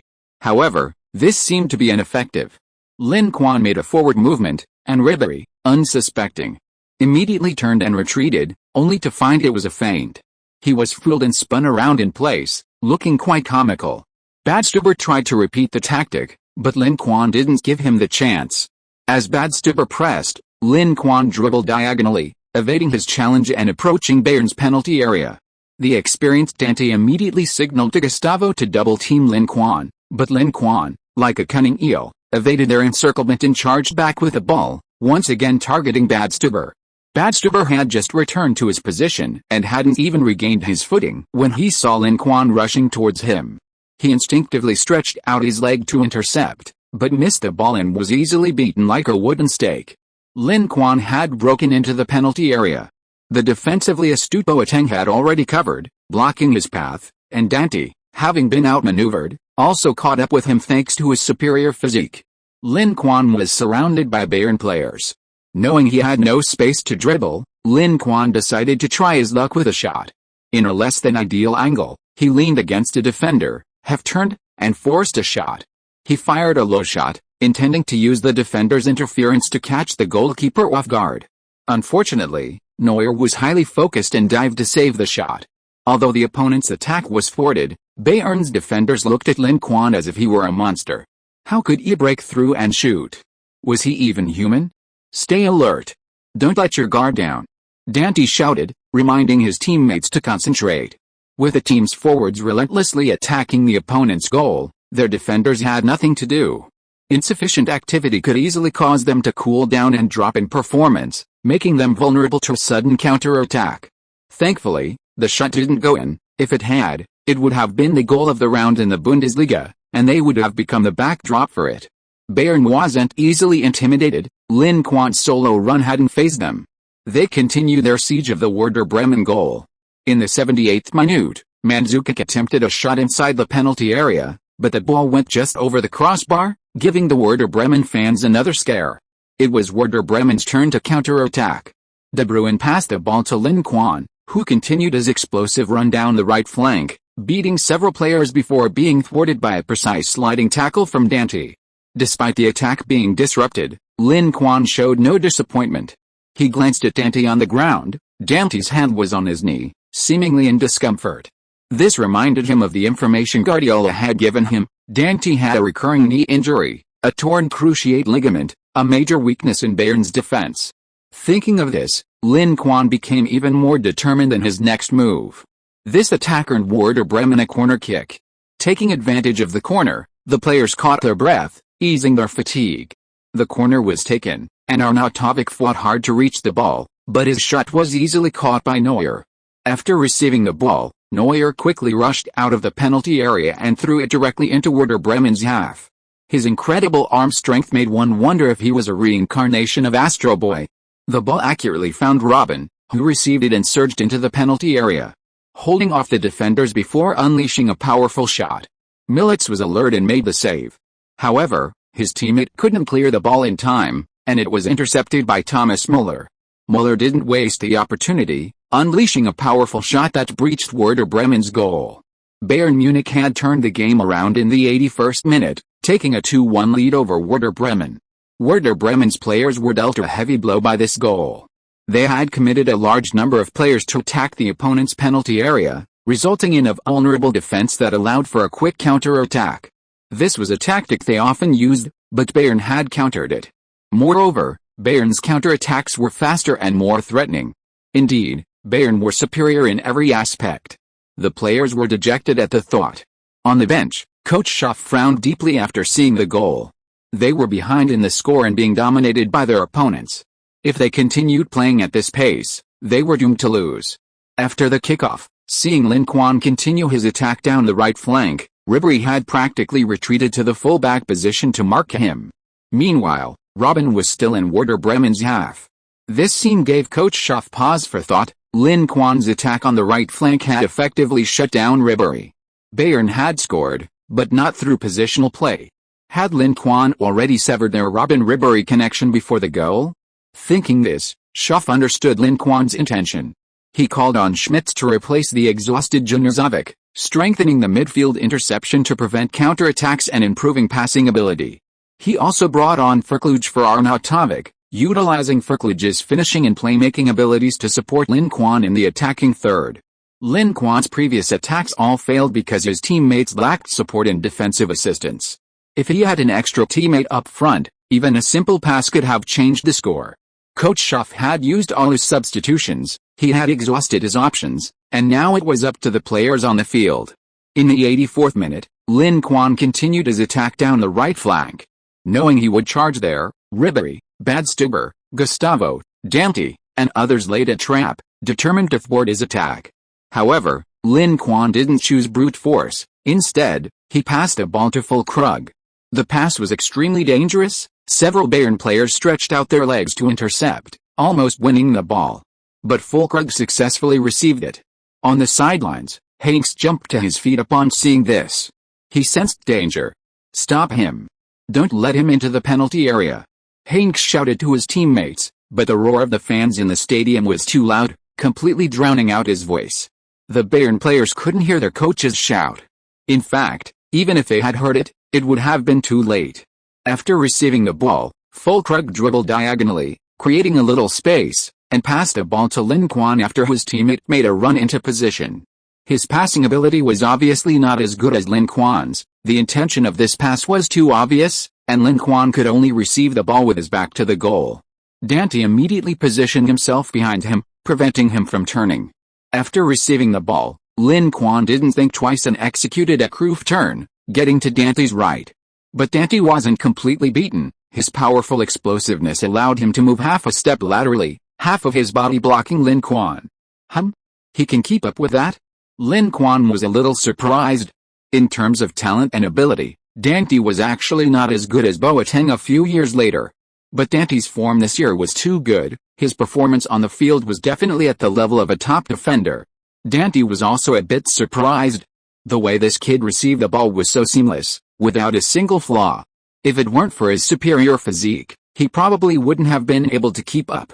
But before he could even catch his breath, Lin Quan suddenly dribbled past him. Dante turned around hastily, only to hear a cracking sound from his knee, followed by a sharp pain. He screamed and fell to the ground, clutching his knee in agony. Dante's body was already somewhat strained from intercepting Lin Quan earlier. Lin Quan's repeated dribbling and changes of direction put immense pressure on his knee, and finally, just as he was about to push it further, his knee gave out. Having gotten past Dante, Lin Quan burst into the penalty area. Only the Bayern goalkeeper remained in his path. This wasn't the first time Lin Quan had faced Neuer. He had already figured out how to play against Neuer. Facing the onrushing Neuer, he calmly chose to shoot towards the far corner. The ball had just been kicked when he was tackled by Boateng, who rushed in from the side. If he had been a second slower, Boateng might have cleared the ball. Just as he fell, he heard a deafening roar from the fans. Hearing the cheers, Lin Quan knew it was a goal. He excitedly tried to stand up, but a sharp pain shot through his injured right leg, causing him to break out in a cold sweat and unable to get up for a moment. Werder Bremen players rushed over, and their team doctor followed. At the same time, Bayern Munich's team doctor also rushed onto the field to treat the fallen Dante. A strange scene unfolded. After examining their respective players, both team doctors simultaneously signaled to their coaches on the sidelines to make substitutions. Bayern immediately replaced the injured Dante with Alaba, but Werder Bremen had no substitutions left. Lin Quan struggled to get off the stretcher and returned to the field to continue the game. But Coach Schaff glanced at his swollen ankle and refused his request. "Trust your teammates, they won't let your hard work go to waste." Lin Quan refused treatment at the infirmary, sitting on the bench, ice pack on his foot, and continuing to watch the game.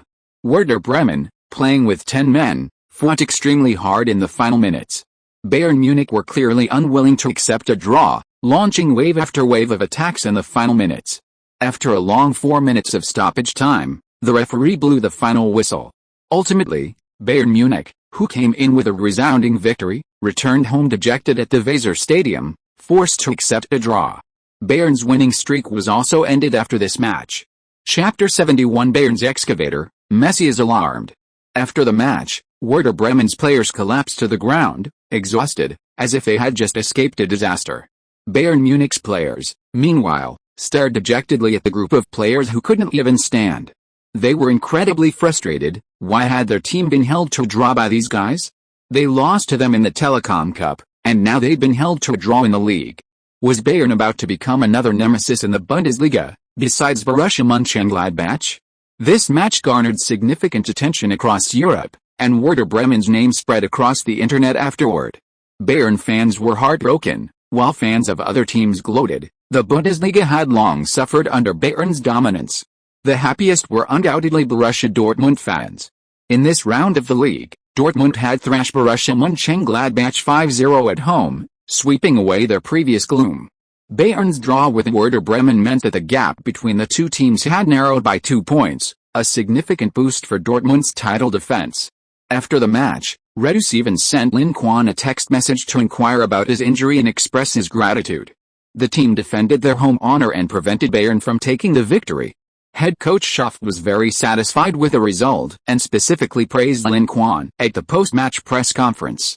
On the Bayern side, Hanks said that the team had done its best and that failing to win was his responsibility. Fortunately, Bayern didn't lose either, so no reporters gave the veteran coach a hard time. Everyone had more or less heard the news and knew that this was the veteran coach's last season, so they were all very polite to him. After taking responsibility, Hanks changed the subject and began to praise the Werder Bremen players. He believed that the fighting spirit shown by the Werder Bremen players in this match was the key to their draw against Bayern. And more importantly, the opposing team had a winger that even Bayern couldn't solve. A player like Lin is very difficult to defend, even if you target him in a match. He's like Messi, possessing incredible talent and potential. I have high hopes for his future. The veteran coach's words sparked gossip among the reporters, who asked Hanks if he had any plans to bring Lin back to the Allianz Arena. Hanks nodded. Of course, no one can refuse such an excellent player. If he's willing, I think Bayern's door is always open to him. Werder Bremen's coach, Schaff, couldn't sit still and quickly spoke up. Lin is very happy at Werder Bremen. He won't go anywhere, at least not until his loan contract ends. The reporters didn't care what Schaff said. They quickly started writing press releases, preparing to create a big story. Sure enough, in post-match reports, many newspapers began to claim that Bayern Munich had developed an interest in Werder Bremen's young winger and were preparing to make an offer to Barcelona during the winter break. If his previous goals against other Bundesliga teams weren't particularly impressive, then in this match, facing Bayern's formidable defense, he scored 2 goals with his exceptional individual ability, silencing his critics and solidifying his reputation. Therefore, such reports didn't raise questions. Instead, they were considered perfectly reasonable. Bayern has a less than flattering nickname in the Bundesliga, the Bundesliga excavator. Other teams struggle to retain their star players, often successfully poaching them. This naturally draws criticism from other teams, leading their fans to bestow this moniker upon Bayern. This is the fundamental reason for Bayern's unshakable dominance in the Bundesliga. If they can't beat you, they'll poach your key players. This shifting dynamic makes it impossible for any team to challenge Bayern in the long run. Besides reporting Bayern's interest in Lin Quan, Kicker magazine launched an online poll after the match. Who is stronger, the 16-year-old Lin Quan or the same-age Messi? They understand the power of clicks. As a three-time Ballon d'Or winner and one of the most sought-after top stars in football today, Messi consistently generates immense buzz and media attention. Meanwhile, Lin Quan's performance in this match has also propelled him to prominence in European football. The comparison between such a young football star and the current world's strongest player naturally attracts considerable attention. As expected, the poll immediately sparked heated discussions online. If we're comparing their current abilities, Messi is undoubtedly stronger. But comparing their abilities at 16, I think Lin might be stronger. I don't think so. Messi wasn't weak at 16, he just didn't have the opportunity to showcase his talent. His youth team statistics were actually quite impressive. Before he was even 16, he scored 38 goals in 31 games, including 9 braces, 4 hat-tricks, and 1 4-goal haul, leading his team to 3 championships. Can you say that's bad? That's right. Werder Bremen just didn't have the same level of depth as Barcelona, so they had to rely on young players as starters. If you put the young Messi at Werder Bremen, he could dominate, and even achieve more impressive statistics. Messi clearly has more fans, so many people support him, believing he was stronger in his youth. However, Lin Quan wasn't entirely without supporters. Come on, a 16-year-old Messi with such great dribbling and breakthrough skills? Do you think I don't watch football? Messi is strong now, but that doesn't mean he was this strong right from the start. He improved and grew to this level gradually. Lin Quan, on the other hand, is this freakish from the very beginning. If he follows Messi's development trajectory, he'll probably become even more terrifying than Messi in the future. After successfully generating buzz, Kicker magazine released a new issue the following day. In this issue, they specifically invited football experts to compare Lin Quan's abilities and statistics in matches with those of a young Messi. Despite Messi's superstar status, more than half of the 10 experts interviewed believed that Lin Quan was stronger than Messi at the same age. This conclusion immediately sparked heated discussions and reports throughout German and even European football. Online fans largely ignored the opinions, treating it as mere entertainment. However, even experts are saying this, so it has to be taken seriously. Therefore, some people believe the Kicker magazine's report, such as Werder Bremen fans, who practically told everyone they met that their team had a striker even better than Messi. Others scoffed, thinking Kicker was just creating hype to attract traffic. For example, Barcelona's youth team coach Enrique and sporting director Zubizarreta. The better Lin Quan performed, the more anxious they became. They still hadn't secured a contract extension for Lin Quan, and the other side showed no intention of renewing.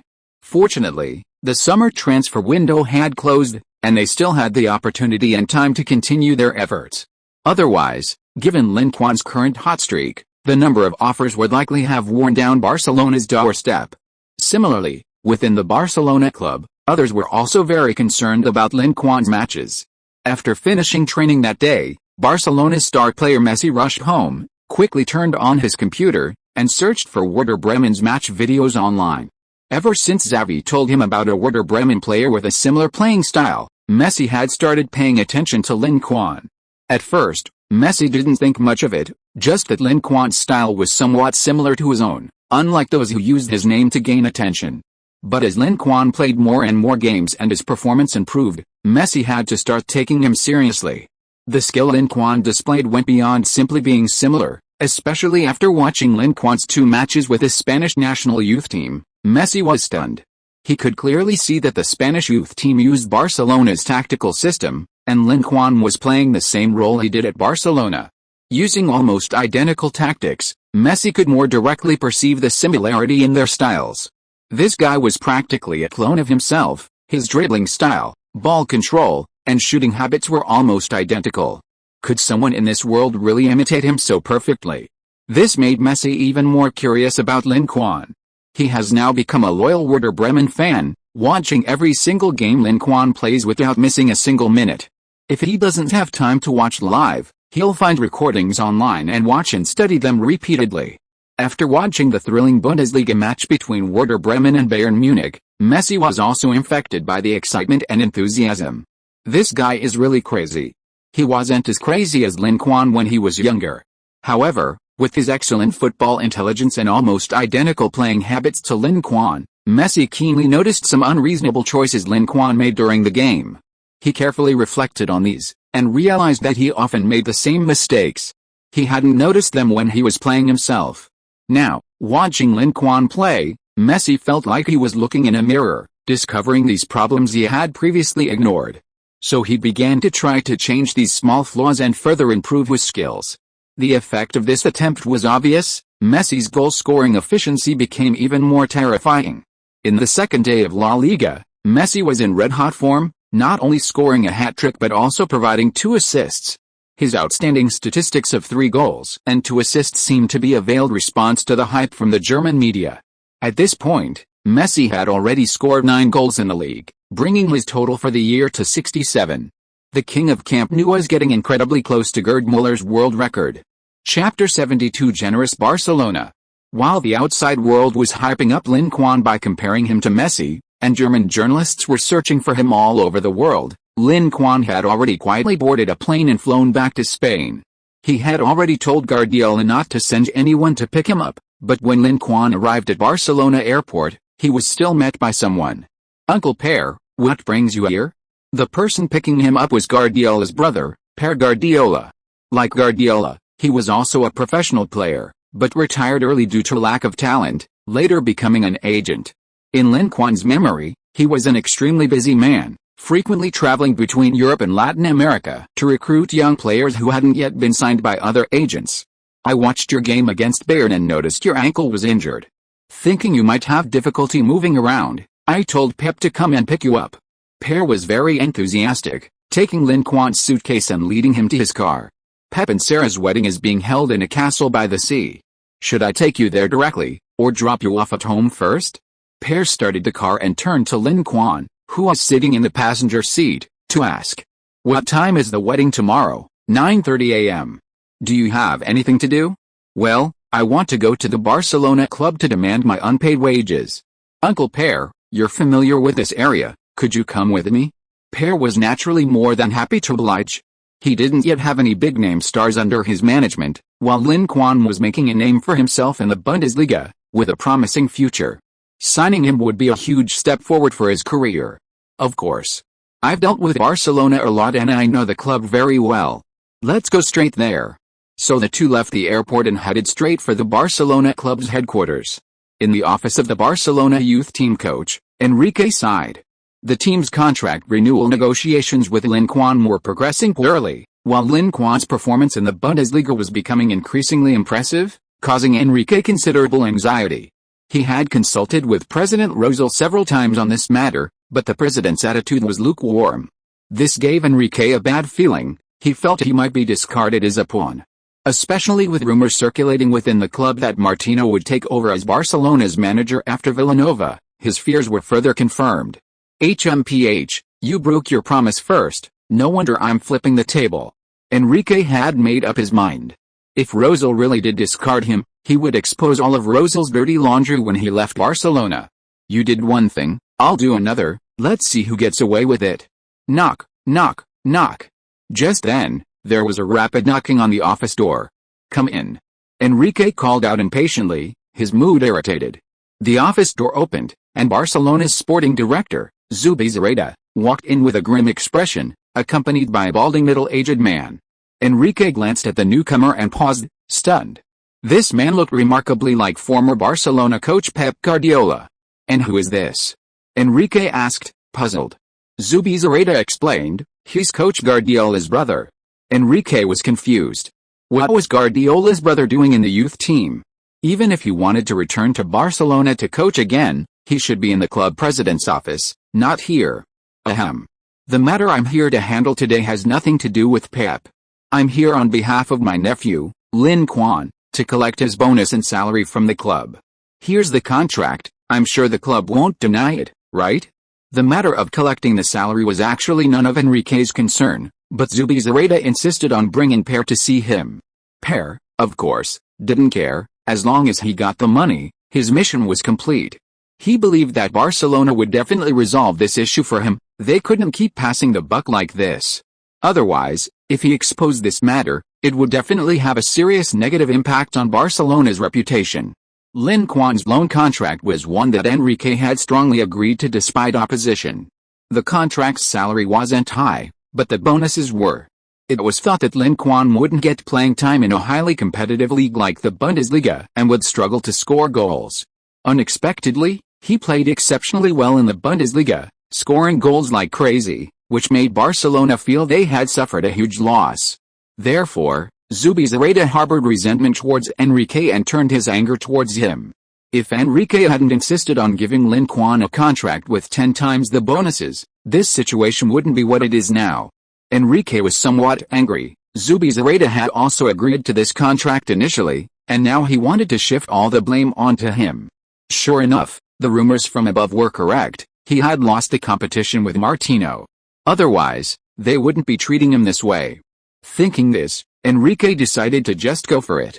It was Barcelona's money anyway, so he'd just give it to them. He wouldn't have to pay out of his own pocket. Yes, of course I won't renege on the deal.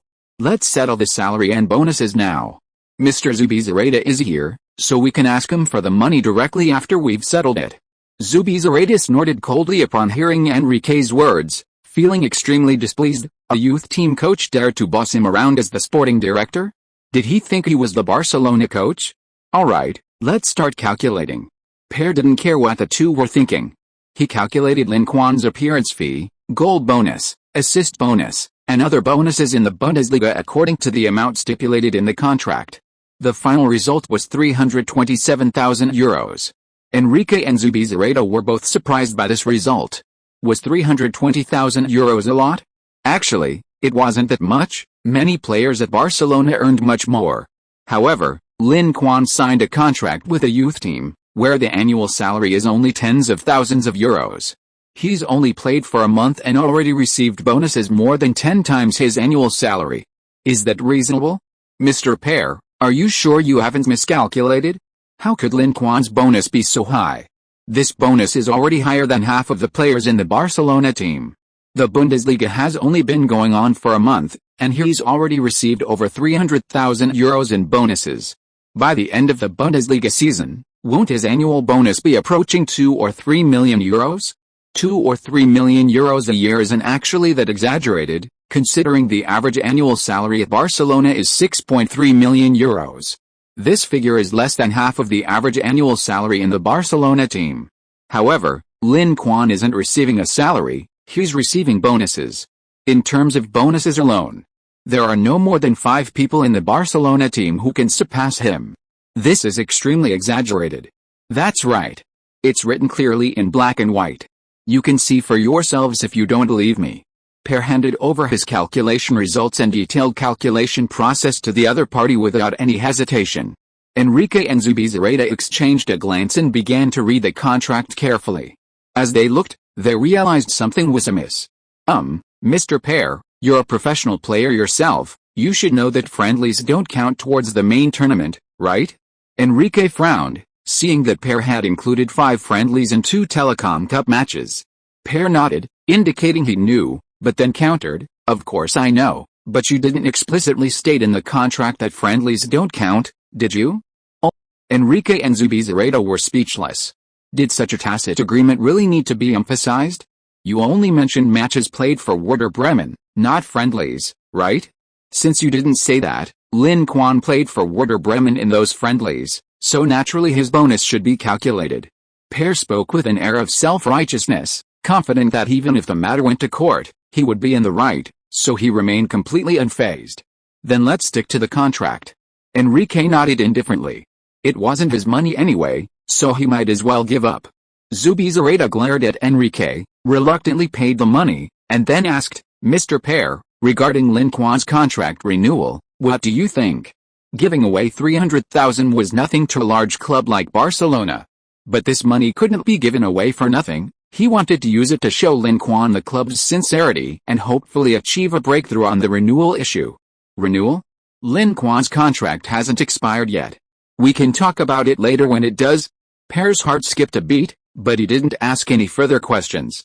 He decisively took the money and left, not forgetting to thank Barcelona for their generosity before leaving.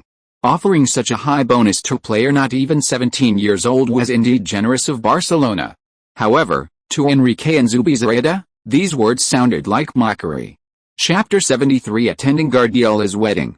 Before Lin Quan arrived, he had calculated that, including the German Cup, he had played 7 official matches. According to the contract's bonus standards, earning €150,000 would be considered quite good. Even including the 2 Telecom Cup matches, the total would probably only be slightly over €200,000. So when Per approached him with a bonus of nearly €330,000, Lin Quan himself began to doubt his own abilities. What was going on at Barcelona? Why had they suddenly become so generous? I took advantage of a loophole in their contract to get a little more bonus. Per noticed Lin Quan's confusion and explained his actions with Barcelona. After hearing Per's words, Lin Quan gave him a thumbs up. Uncle Per is really something. If I had gone alone, I definitely wouldn't have gotten so many bonuses. Per seemed pleased with Lin Quan's praise, and in his delight, he further explained, they probably didn't expect you to perform so well in the Bundesliga, so they didn't notice this loophole. But I'm curious why your appearance fee, goal bonus, and assist bonus are so high. It's almost on par with the bonus standards of many mid to lower tier La Liga teams.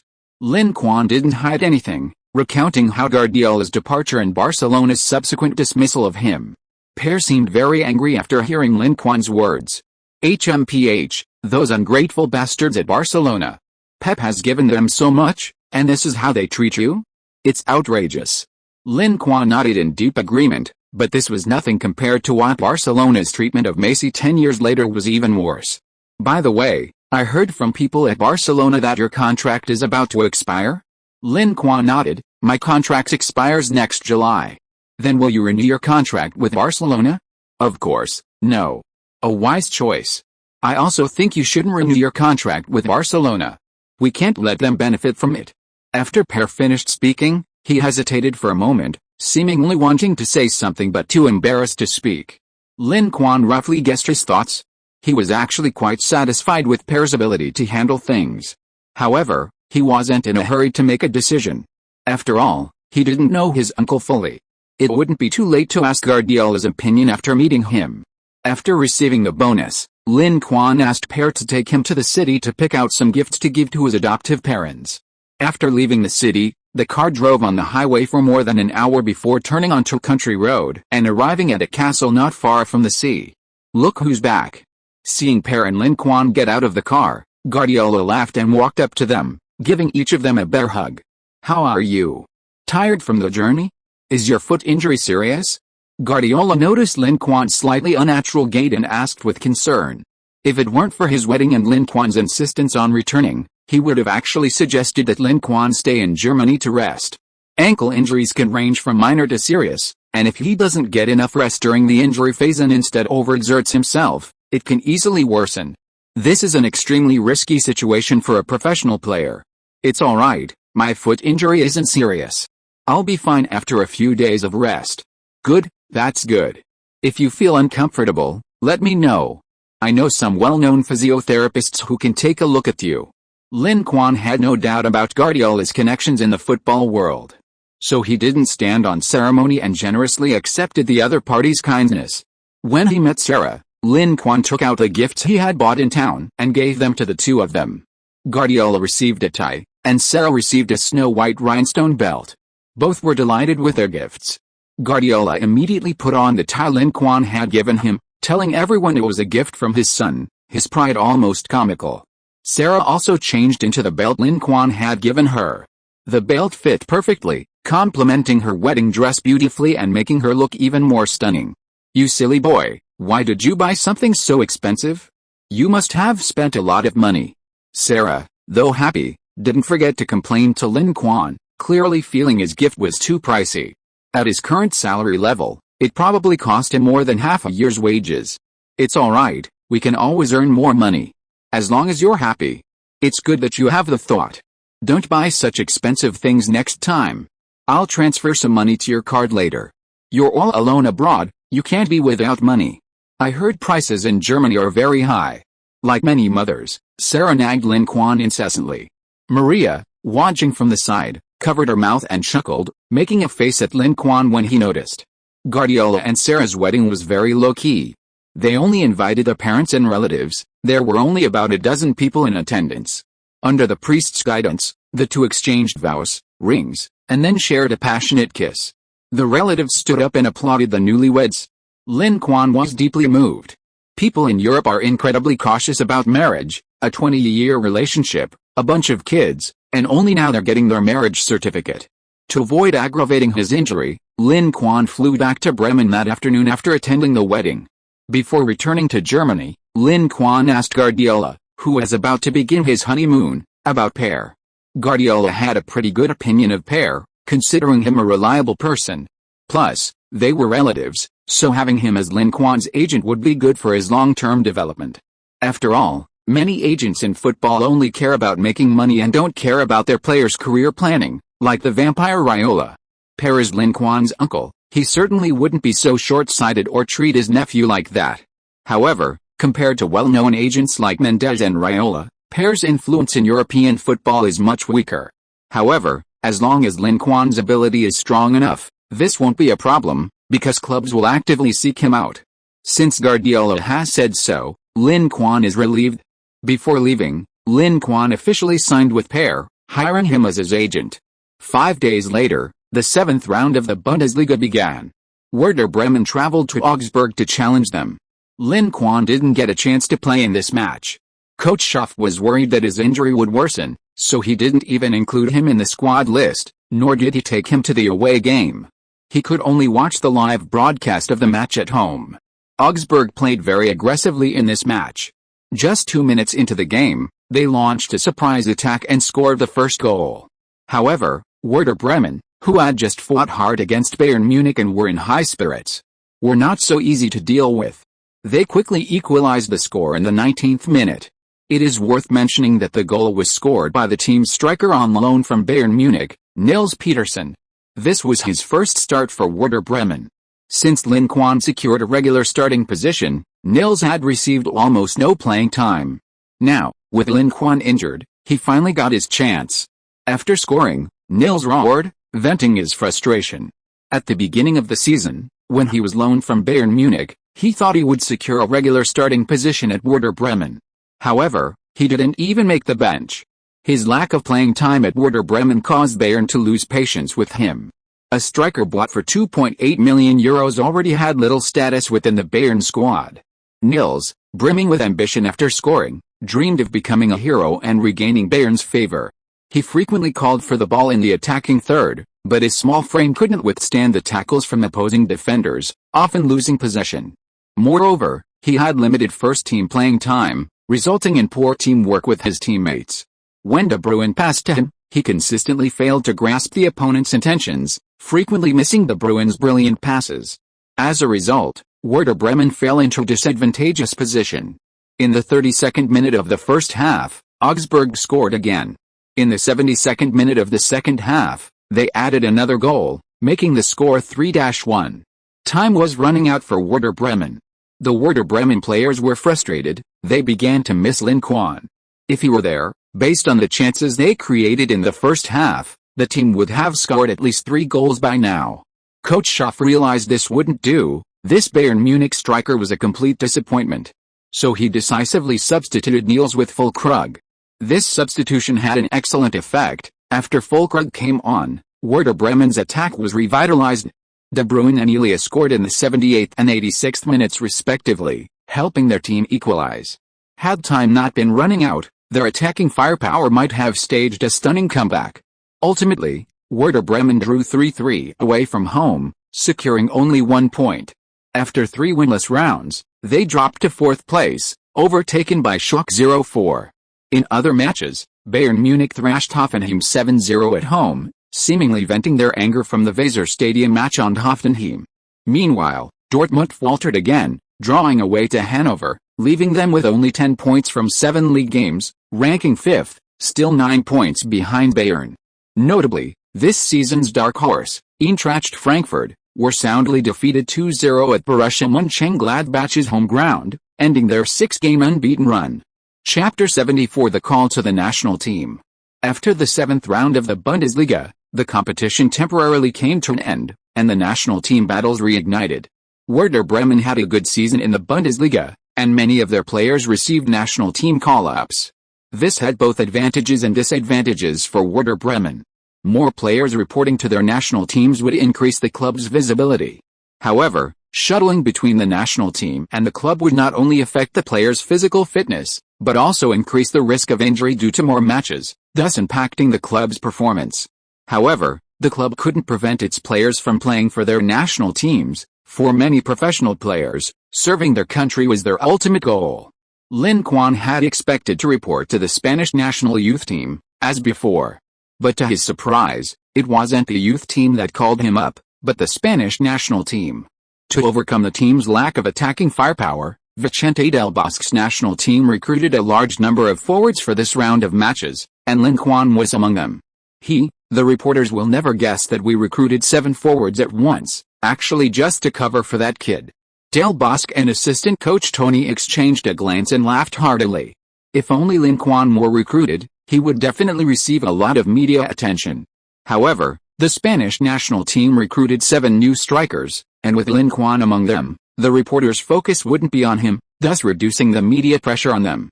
Hopefully, that kid won't disappoint us, otherwise, we'll probably still be bombarded by reporters. Vicente del Bosque sighed. The team's attacking problems were so severe that they needed to rely on a young man under 17, which was truly a headache. He couldn't understand why Spain's midfield was so strong, yet their attack was so weak. If they distributed half of their midfield stars to the forward line, Spain would be invincible. Their guess was correct. After the new national team roster was announced, the media's focus indeed shifted away from Lin Quan. Headlines included, "Desperate measures? Del Bosque calls in 7 strikers, vows to solve the stubborn attacking weakness, and can 7 strikers solve Spain's chronic problem? Who is the nuclear warhead of the invincible armada? A young Chinese player is favored, a 16-year-old Barcelona player may break the national team's youngest record." Spanish media, well aware of their team's weaknesses, focused on Vicente del Bosque's decision to call up 7 forwards.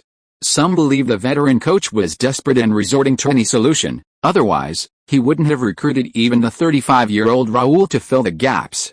Others saw it as a bold move by del Bosque, injecting fresh blood into the team. Supporters and opponents argued endlessly, and the day for the Spanish national team's training camp quickly arrived amidst this debate. On October 8, Lin Quan arrived at the Spanish national team's training base.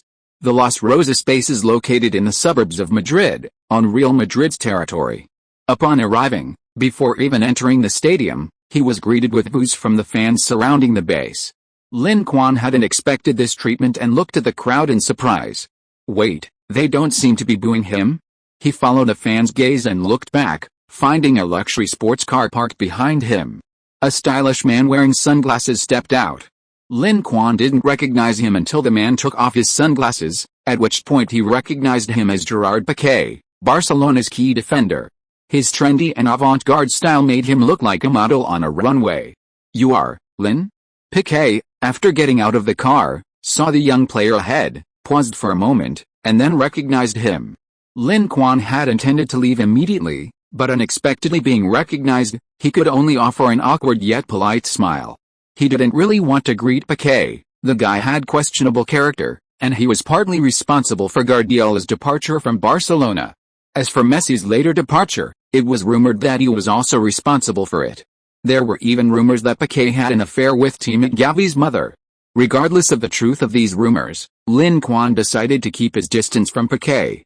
Piqué, seemingly oblivious to Lin Quan's aloofness, assumed he was simply inarticulate and proactively opened his arms for a warm hug. "Don't be intimidated by these guys outside, they're just jealous of our Barcelona achievements." The onlookers, recognizing Lin Quan as a Barcelona player, immediately intensified their boos. Lin Quan was speechless.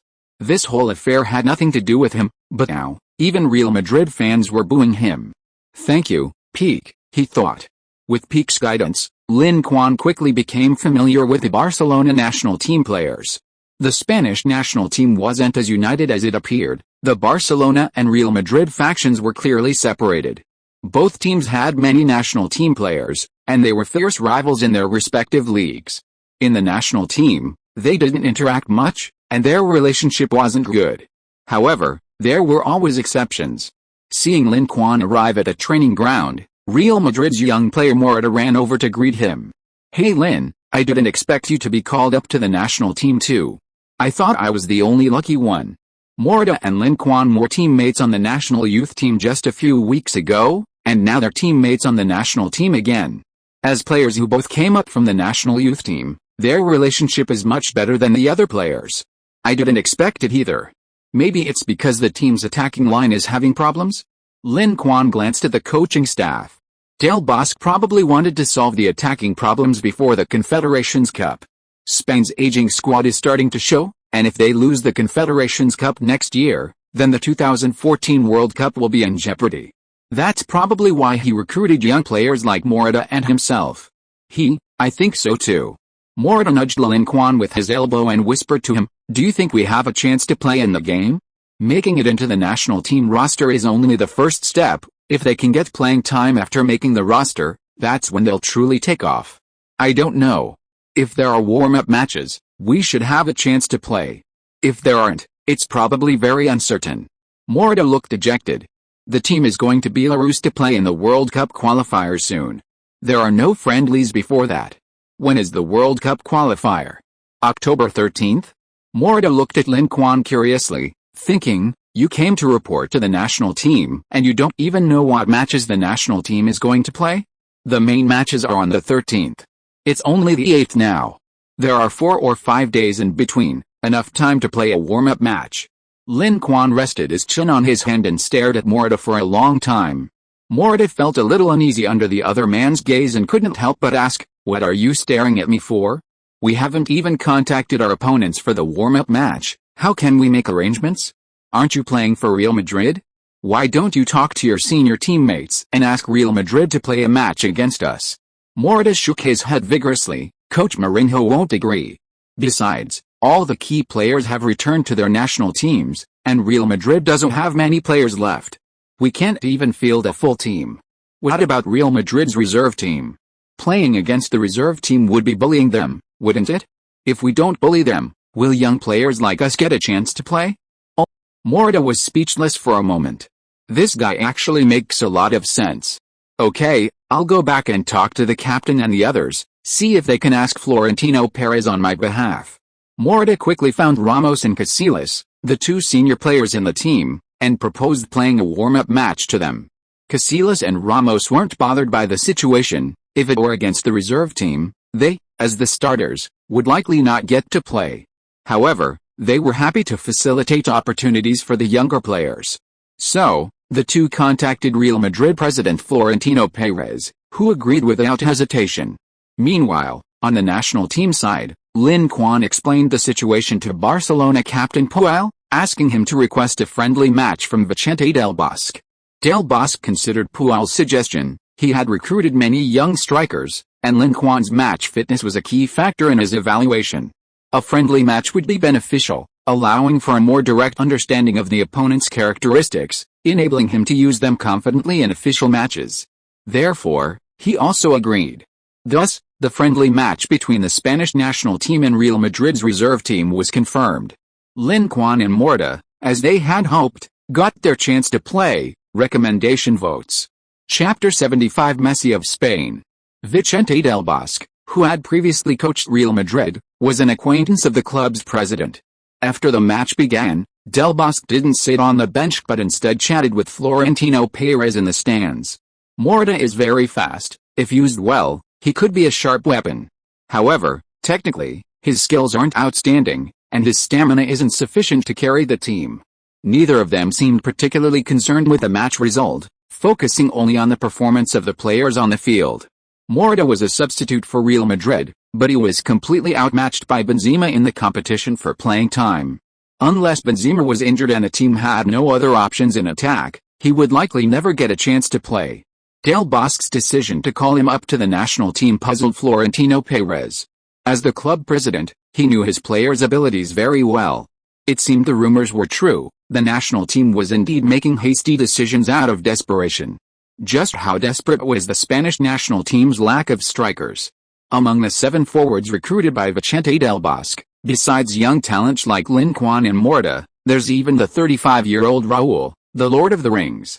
This marks Raúl's return to the national team after 6 years. It's worth noting that after the 2010 World Cup, Raúl felt he had no hope of making the national team. So, this season, at 35, he left the Bundesliga to seek his fortune in Middle Eastern leagues. Unexpectedly, he received a call-up to the national team shortly after arriving in Qatar. This is too unbelievable. Is the Qatari league more prestigious than the Bundesliga? Spain are world and European champions. How can they let a 35-year-old, far removed from the top 5 leagues, and about to retire, play as a forward? Aren't they afraid of becoming a laughingstock? Hearing Florentino's words, Del Bosque smiled and nodded. His recruitment of Morata and Raúl wasn't based on their abilities, but merely as a cover for his recruitment of Lin Quan. Morata, like Lin Quan, is a young player.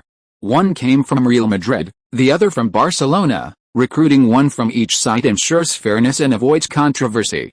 While Raúl's performance has declined significantly, his experience remains, and Vicente del Bosque is well aware of his protégé's excellent character.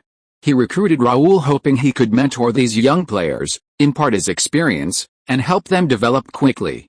Real Madrid's second team is not weak, but the gap between them and the Spanish national team is still obvious.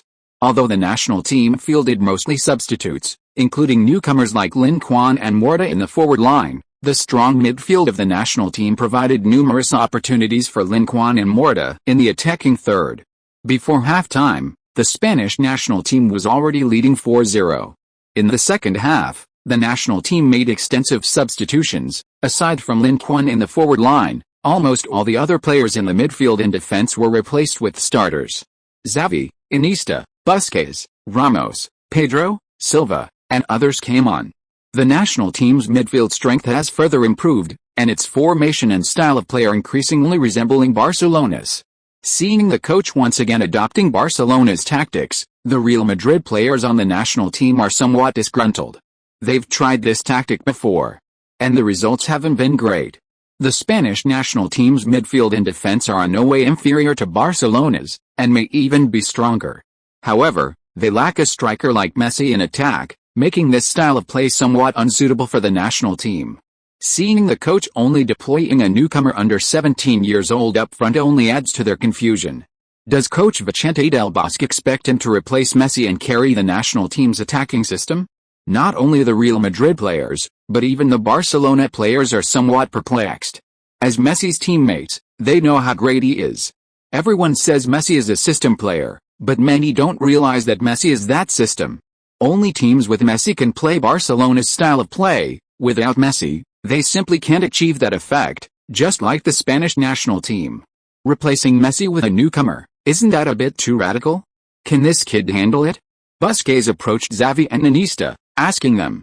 I don't know, but his playing style is quite similar to Rio's. Iniesta hadn't paid much attention to Lin Quan, but vaguely remembered seeing videos of him playing and recalling that his style seemed similar to Messi's. Yet, I can vouch for that.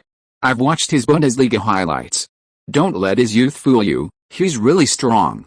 Xavi clearly paid more attention to Lin Quan than Iniesta. After all, the latter had once been his chosen successor. Although he didn't watch every game like Messi, he occasionally watched Werder Bremen highlights, which included many of Lin Quan's highlights. Okay, then let's stick to the club's style of play? Busquets shrugged, reluctantly accepting their suggestion. It was just a warm-up match anyway, and they were leading by a large margin, so they had no psychological burden. Let the head coach do what he wanted. Okay, pass him the ball more often, support him more. Iniesta was eager to try, impatient to coordinate with Lin Quan. He had coordinated with Messi many times, but he had never coordinated with another Messi, which made him very excited. The second half started quickly. After the national team starting midfielders came on, Real Madrid's second-team players could hardly get the ball in midfield. Barcelona's passing and possession system was already terrifying, and with the Spanish national team's luxurious midfield configuration, not only could they not get the ball, but even Real Madrid's first team would probably have a hard time winning it back. Thus, the match became a half-court attack and defense drill with the national team surrounding Real Madrid's second team's goal. Lin Quan hadn't expected Del Bosque to assign him such a role, and he certainly hadn't expected the world's most luxurious midfield to be supplying him with ammunition. This gave him a more comfortable treatment than Messi received at Barcelona. So this was what Messi's life was like at Barcelona. How envious. Lin Quan, who only enjoyed top-tier treatment for half the game, didn't disappoint the midfield maestros behind him who provided assists. In the second half, he took 11 shots, 9 of which were on target, scoring 5 goals. This result greatly surprised Vicente Del Bosque on the sidelines. He was right about Lin Quan. This kid truly possessed the potential of a top striker. Real Madrid president Florentino Perez was dumbfounded. What incredible luck did Barcelona have? They opened a treasure chest and got such a player? The thought of having both Lin Quan and Messi in the Barcelona team made the Real Madrid president feel dizzy and almost faint. One Messi is already so difficult to deal with. If another one comes along, how will Real Madrid compete? No, they absolutely cannot let him stay at Barcelona. They have to find a way to bring him over like they did with Figo. After the match, the national team players' attitudes towards Lin Quan were completely different. "Good lad, you're really strong." Puyol gave Lin Quan a warm hug. He had thought Lin Quan was just here to experience the national team atmosphere, but he hadn't expected him to have such skill. With this kind of ability, even if he didn't get a starting position, he'd definitely be a substitute or a rotation player. It's all thanks to the good passing from the older players. With our midfield set up, we're probably one of a kind in the entire football world. Even without me up front, we can still dominate. The midfielders were pleased with this. Fabregas said, "Midfielders' shooting isn't as accurate as the forwards. You don't know, in our last game against Georgia, we took dozens of shots and only scored 1 goal." Busquets added, "That goal was scored by a defender." David Silva, who played as a striker in that game, was a little embarrassed. "The opponent parked the bus, and our shooting wasn't that good, and our timing wasn't precise enough, so we ended up like this." Xavi waved his hand. "We often encountered dense defenses when we were at Barcelona, but Messi always found a way to break through." Lin Quan's playing style is very similar to Messi's. If anyone dares to use this method against us in the future, they'll suffer. Iniesta, who had watched Lin Quan's game highlights, felt that Lin Quan seemed to be holding back in this game, so he asked curiously, "Lin, did you use your full strength in the match just now?" Upon hearing this, everyone looked at Lin Quan. This guy didn't even use his full power? How strong is he really? End of this chapter. Thank you so much for reading until the end.